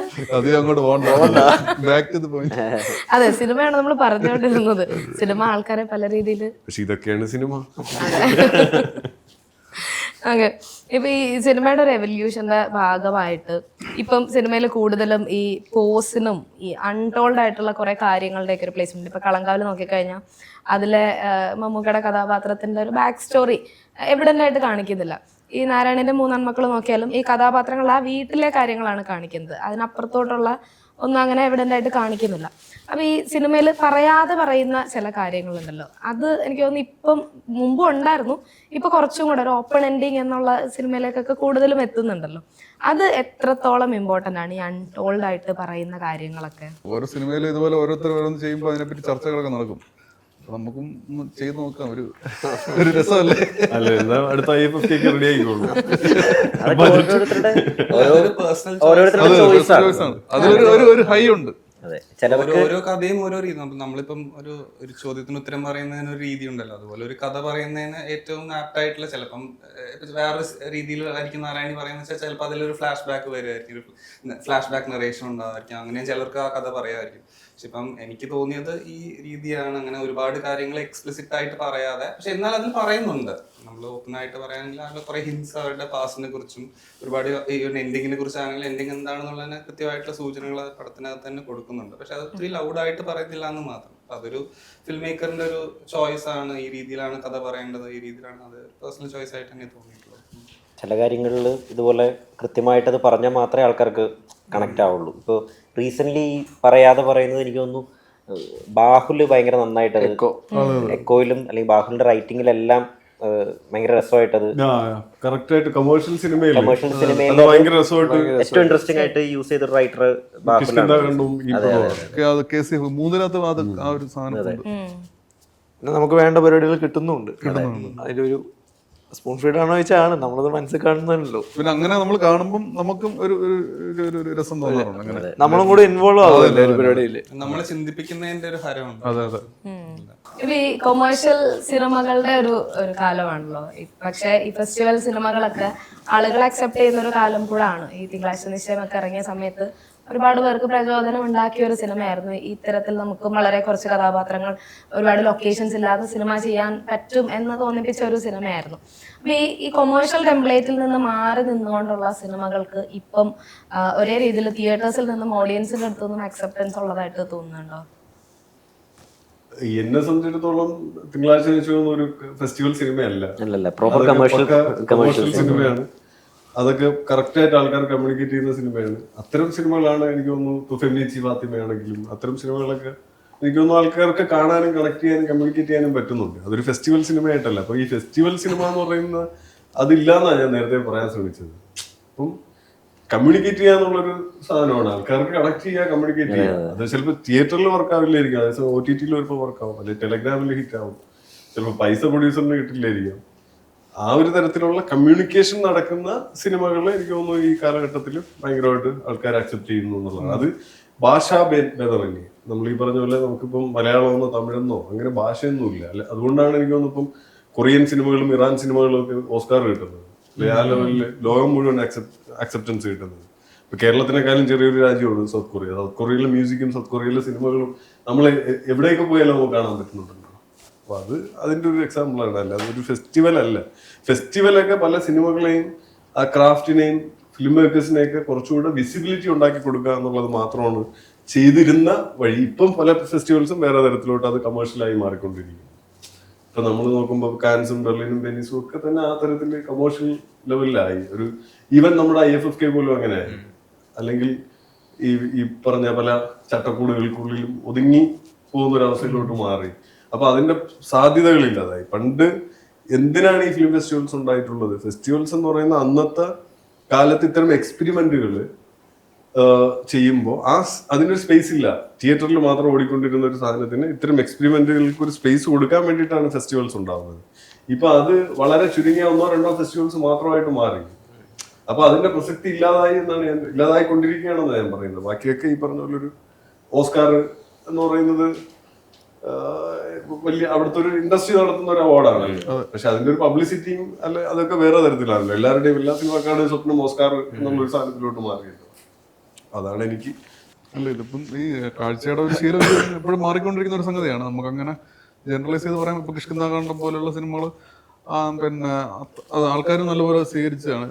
പറഞ്ഞോണ്ട് പെക്കോയും ഒക്കെ അങ്ങനെ ഇത് മാറുന്നുണ്ട്. ഇത് നമുക്ക് ഡെഫിനറ്റ് ആയിട്ട് ഒരു ഇതിന്റെ പുറത്ത് പറയാൻ പറ്റുമോ എന്ന് അറിഞ്ഞോളൂ. അതാണ് ഞങ്ങൾ ആദ്യം പറഞ്ഞത്. ഇവിടെ ഒരു ഫോർമുല ഒന്നും ഇല്ല, പ്രോപ്പർ ഫോർമുല ഒന്നും ഇല്ല സിനിമയിൽ. പിന്നെ വേറൊരു സാധനം കൂടെ ഞാൻ പറയാം. ഈ കമേഴ്ഷ്യൽ സിനിമയിൽ ഒരു ഫോർമുല ഉണ്ടെന്ന് നമ്മൾ വിശ്വസിക്കുന്നുണ്ടല്ലോ. എന്ന് വെച്ചാൽ പക്കാ കമേഴ്ഷ്യൽ സിനിമയിൽ ഇപ്പൊ വിജയുടെ പടത്തിലും തമിഴ് സിനിമയിലും തെലുങ്ക് സിനിമയിലൊക്കെ ഒരു ആക്ഷൻ, ഒരു അടി, ഒരു പാട്ട്, ഒരു ഇമോഷൻ, അങ്ങനെയാണല്ലോ കയറി പോകുന്നത്. അതുപോലെ തന്നെയാണ് ഫിലിം ഫെസ്റ്റിവൽ സിനിമകളിലുണ്ട് ഈ കറക്റ്റ് ഫോർമുല. ഈ ഫോർമുല വെച്ചിട്ടാണ് പലരും ഇവിടുത്തെ വലിയ വലിയ സിനിമകൾ, ഞാൻ പേര് പറയുന്നില്ല, ഊഹിച്ചാൽ മതി, ഇന്ത്യയിൽ നിന്നുള്ള പല സിനിമകളും പോകുന്നത് കറക്റ്റ് ഫോർമുലയാണ്. അത് ഫെസ്റ്റിവൽസിനും ഉണ്ട് ആ ഫോർമുല. അപ്പൊ ഇതിൽ ഏതാണ് ശരിയപ്പോ? ആ ഫോർമുല കറക്റ്റ് ടിക്ക് മാർക്സ് ഉണ്ട്. ആ മാർക്സ് എല്ലാം കറക്റ്റ് ഫിൽ ചെയ്തിട്ടാണ് പല സിനിമകളും ഫെസ്റ്റിവൽസിനും പോകുന്നത്. എല്ലാ ഫെസ്റ്റിവൽസിലും എല്ലാ പടവും പോകത്തില്ല. ഇപ്പൊ റോട്ടർഡാമിൽ എടുക്കുന്ന പടങ്ങളിൽ ഒരിക്കലും കാൻസിലോ ബെർലിനിലോ എടുക്കില്ല. ഇതിന്റെ ക്യാരക്ടർ വേറെയാണ്. അപ്പൊ അതുകൊണ്ട് ഫോർമുല എല്ലാത്തിലും ഉണ്ട്. പക്ഷേ നമ്മുടെ മലയാളത്തിലുള്ള ഏറ്റവും വലിയൊരു ഗുണം എന്ന് പറഞ്ഞാൽ ഈ ഫോർമുലകളെയൊക്കെ ബ്രേക്ക് ചെയ്തിട്ട് സിനിമ ഉണ്ടാക്കുന്നു എന്നുള്ളതാണ്. അതാണല്ലോ മലയാള സിനിമ കോവിഡ് കാലത്ത് ഏറ്റവും കൂടുതൽ ഇന്ത്യ മുഴുവൻ ചർച്ച ചെയ്ത്, ഇന്ത്യക്ക് പുറത്തുമൊക്കെ ചർച്ചയാവുന്നത്. അപ്പം അത് ബ്രേക്ക് ചെയ്യാൻ പറ്റുന്ന നമുക്ക് കേരളത്തിലെ മറ്റു ഭാഷകളിലൊക്കെ ഇപ്പോൾ വന്നു തുടങ്ങി. ഇപ്പം മറാഠിയിലും കന്നഡയിലും തമിഴിലും ഒക്കെ പണ്ടേ ഉണ്ടെങ്കിൽ പോലും ഏറ്റവും കൂടുതൽ അത്തരം സിനിമകളും ഫിലിം മേക്കേഴ്സും ഉണ്ടാവുന്നത് കേരളത്തിലാണ്.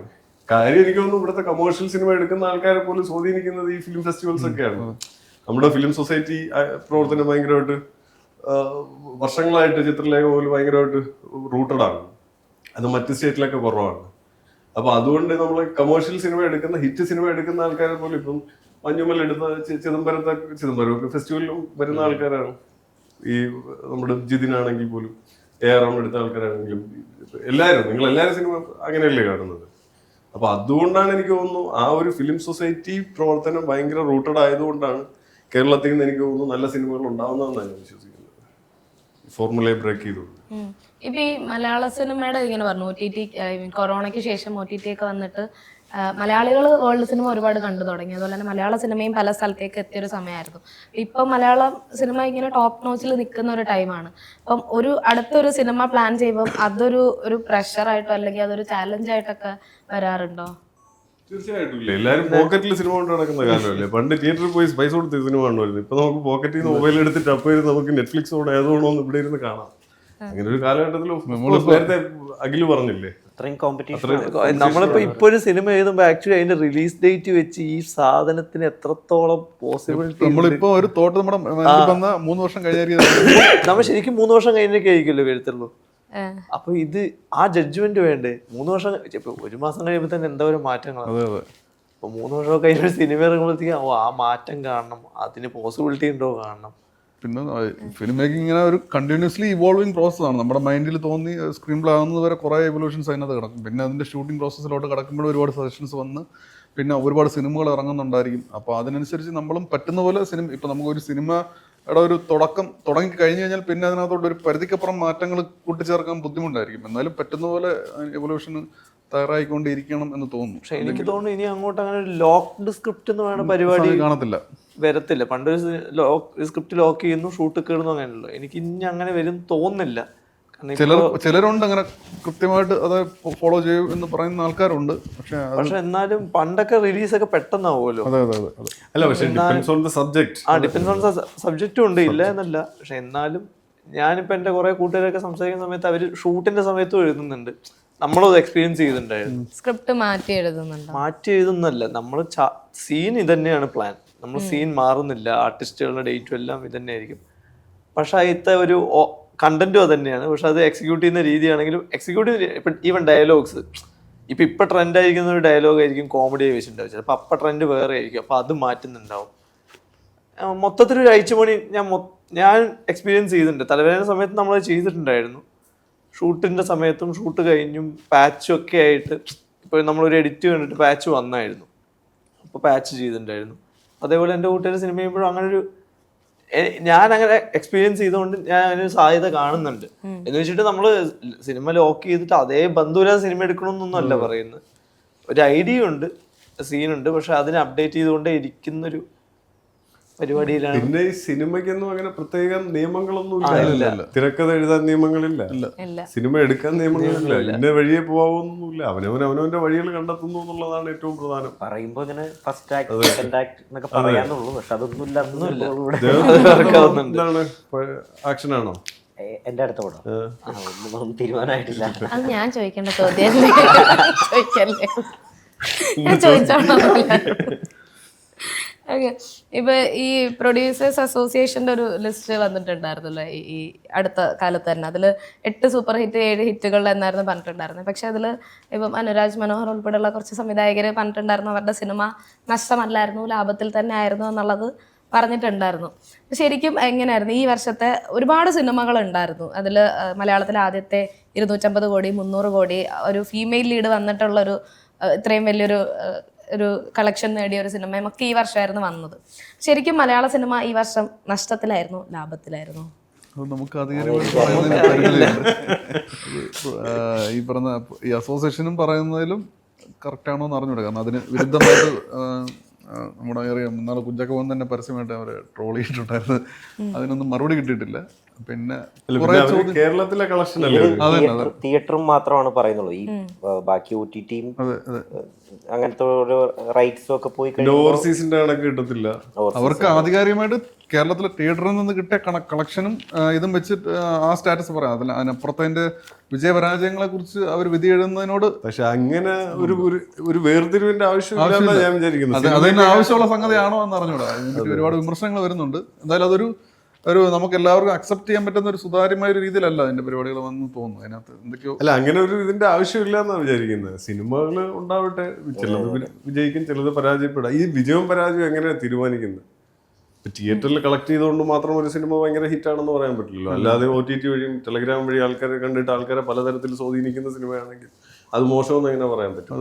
അതൊരു ചെറിയ കാലഘട്ടത്തിൽ മാത്രം നടക്കുന്ന ഒരു ഫിനോമിനല്ല. പിന്നെ ഒരു സിനിമ എന്ന് പറയുന്നത് എപ്പോഴും നിലനിൽക്കുന്ന ഒരു സാധനമാണ്. ആ കാലഘട്ടമാണ് അത് തെളിയിക്കേണ്ടത്, വിജയമാണ് പരാജയം. അതെ അതെ. ഡയറക്റ്റ് OTT-ക്ക് വേണ്ടി ചെയ്യുന്ന സിനിമകളുണ്ട്, അതിനൊന്നും ഇവിടെ ഇതിനകത്ത് സ്ഥാനം പോലും ഉണ്ടാവില്ല. അല്ല, അങ്ങനെയാണെങ്കിൽ മറ്റേ പടം ഇല്ല, ലാൽ സാറിന്റെ മറ്റേ പടം, പത്മനാഭൻ സാറിന്റെ പടം ഉണ്ടല്ലോ, നാരങ്ങ, മറ്റേ തൂവാനത്തുമ്പികളൊക്കെ അന്ന് ഫ്ലോപ്പാണ്. എങ്ങനെയാണെങ്കിൽ ആ സിനിമയൊക്കെ ഇപ്പോഴും ആൾക്കാർ കണ്ടോണ്ടിരിക്കില്ലേ, എത്ര സിനിമകൾ. ഇപ്പൊ ഒരുപാട് ഹിറ്റായ സിനിമകൾ, ഇപ്പൊ വലിയ കോടികളടിച്ച സിനിമ OTT ഇറങ്ങിയിട്ട് ഭയങ്കര മോശം, ഇത് എങ്ങനെ തിയേറ്ററില്ല. അപ്പൊ അങ്ങനെയാണെങ്കിൽ ആ സിനിമ മോശമാവും. അങ്ങനെ നമുക്ക് പറയാൻ പറ്റത്തില്ലല്ലോ. ആ ഒരു കണക്കിൽ മാത്രം സിനിമ ഒതുങ്ങുന്നു. ഞാൻ സൈനയുടെ പറഞ്ഞ പോലെ ഞാനും അതിന് കാണുന്നില്ല. അതിനെതിരെ ഒരുപാട് വിമർശനങ്ങൾ വന്നിട്ടുണ്ട്. ഈ വിമർശനങ്ങളെ അവർ കൃത്യമായിട്ട് ഇതുവരെ അഡ്രസ്സ് ചെയ്തതായിട്ട് തോന്നിയിട്ടില്ല. അത് അങ്ങനെ ചെയ്യാത്തിടത്തോളം കാലം അതിനാൾക്കാർ സംശയങ്ങൾ ഇങ്ങനെ ആവർത്തിച്ചുകൊണ്ടിരിക്കും. ഇപ്പം അതിനോട് ഈ റിലീസുകളുടെ ഒരു സമയം കൂടെ ആണല്ലോ. ഈ പണ്ട് ഈ തിയേറ്ററിൽ കാണാൻ പറ്റാതെ പോയ സിനിമകളൊക്കെ ഇപ്പം തിയേറ്ററിൽ കാണുമ്പോൾ ഉള്ള ലൈക്ക് അന്ന് സിനിമയുടെ ഭാഗമായിരുന്നെങ്കിൽ എന്നൊക്കെ ഇങ്ങനെ തോന്നാറുണ്ടോ? അല്ല, അത് ചിലത് ഭയങ്കര നല്ല എക്സ്പീരിയൻസ് ആണ്. പല സിനിമകളും പിന്നെ തിയേറ്ററിൽ കണ്ട ആൾക്കാരെ ആസ്വദിക്കുകയും ആഘോഷിക്കുകയും ചെയ്യുന്നുണ്ട്. അത് ഒരു നല്ല അനുഭവമാണ്. പിന്നെ ചില സിനിമകൾ അത് വിചാരിക്കുന്ന പോലെ വരാറില്ല. ഇങ്ങനെ നമുക്ക് കാണുമ്പോൾ അന്ന് എക്സ്പീരിയൻസ് ചെയ്യാൻ പറ്റിയിരുന്നെങ്കിൽ എന്നൊക്കെ അറിയും. ഇപ്പോൾ നരസിംഹം ഒക്കെ ആ സമയത്ത് കണ്ടവരൊക്കെ പറഞ്ഞില്ലേ, അതിൽ മമ്മൂക്കയുടെ ഗസ്റ്റ് റോള് സർപ്രൈസ് ആയിരുന്നു. തിയേറ്ററിൽ മാത്രമാണ് അത് അറിയുന്നതെന്നൊക്കെ. അപ്പൊ അതൊക്കെ എങ്ങനെയായിരുന്നു എന്നൊക്കെ ഒന്ന് എക്സ്പീരിയൻസ് ചെയ്ത കൊള്ളാന്നൊക്കെ ആഗ്രഹം ഉണ്ടായിരുന്നു. അതുപോലെയൊക്കെ റിലീസുകൾ ഞാനിപ്പോൾ ഇറങ്ങിയ പടങ്ങളും രാവണപ്രഭു ഒക്കെ ആണെങ്കിലും പോയി കണ്ട് എൻജോയ് ചെയ്ത ആളാണ് ഞാൻ. വടക്കം വീരപാത കാണാൻ പോയപ്പം എന്റെ കൂടെ വന്ന കുറച്ച് പേര് ഇതുവരെ പടം കണ്ടിട്ടില്ല. അത് ഭയങ്കര ദേവദൂതൻ, ഇതുപോലെ ദേവദൂതൻ കുറെ പേര് ഇപ്പൊ റീ റിലീസിനാണ് കാണുന്നത്. കാരണം എത്ര പോപ്പുലർ സിനിമ ഇപ്പൊ നമ്മുടെ ചോദിച്ചാൽ തന്നെ ഭയങ്കര പോപ്പുലർ ആയിട്ടുള്ള എല്ലാവരും കണ്ടിട്ടുള്ള കുറച്ച് സിനിമകൾ നമ്മൾ കണ്ടിട്ടുണ്ടായിരിക്കില്ല, മിസ്സായിട്ടുണ്ടായിരിക്കും. അങ്ങനെയുള്ളവർക്ക് അത് കുറച്ചും കൂടെ നല്ല.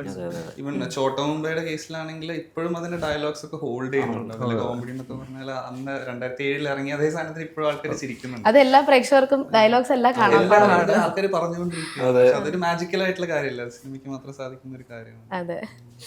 അപ്പോൾ ഈ 2025 ഞാൻ ആദ്യം പറഞ്ഞ പോലെ ഒരുപാട് വലിയ കോൺട്രിബ്യൂഷൻ നടത്തിയ ഡയറക്ടേഴ്സിൽ കുറച്ച് പേരാണ് ഈ 5 പേര്. 2026 നിങ്ങളുടെ കോൺട്രിബ്യൂഷൻസ് എന്തൊക്കെയായിരിക്കും? അടുത്ത സിനിമകളുടെ പ്ലാനിങ് 2026 ആവണേ പറഞ്ഞു കൊടുക്കൂ. ട്രൈ ചെയ്യുന്നു അല്ലേ? പുള്ളി മലയാള സിനിമ സാമ്പത്തികപരമായിട്ട് കുറെ കോൺട്രിബ്യൂട്ട് ചെയ്തിട്ടുണ്ട്. അടുത്ത വർക്കുകൾ ശ്രമിക്കുന്നു, എന്തെങ്കിലും ഒന്ന് എത്തിപ്പിടിക്കണം. എഴുത്തിലാണ് നിൽക്കുന്നത്. ഞാനിപ്പോൾ ഇമ്മീഡിയറ്റ് നമ്മുടെ രേഖാചിത്രത്തിന്റെ ഒക്കെ ഡയറക്ടർ ജോഫിൻ ടി ചാക്കോ, ജോഫിന്റെ അടുത്ത പടം എഴുത്തില് ഞാനും നമ്മുടെ ദീപു പ്രദീപ് എന്ന് പറഞ്ഞ് കുഞ്ഞിരാമായണം ഒക്കെ എഴുതിയ ഞങ്ങൾ എഴുതുന്ന അതിന്റെ വർക്കാണ് ഇപ്പോൾ ഇമ്മീഡിയറ്റ് ആയിട്ട് ഉള്ളത്. അടുത്തത് വീണ്ടും ഒരു റൈറ്ററായിട്ട്. അതെ അതെ.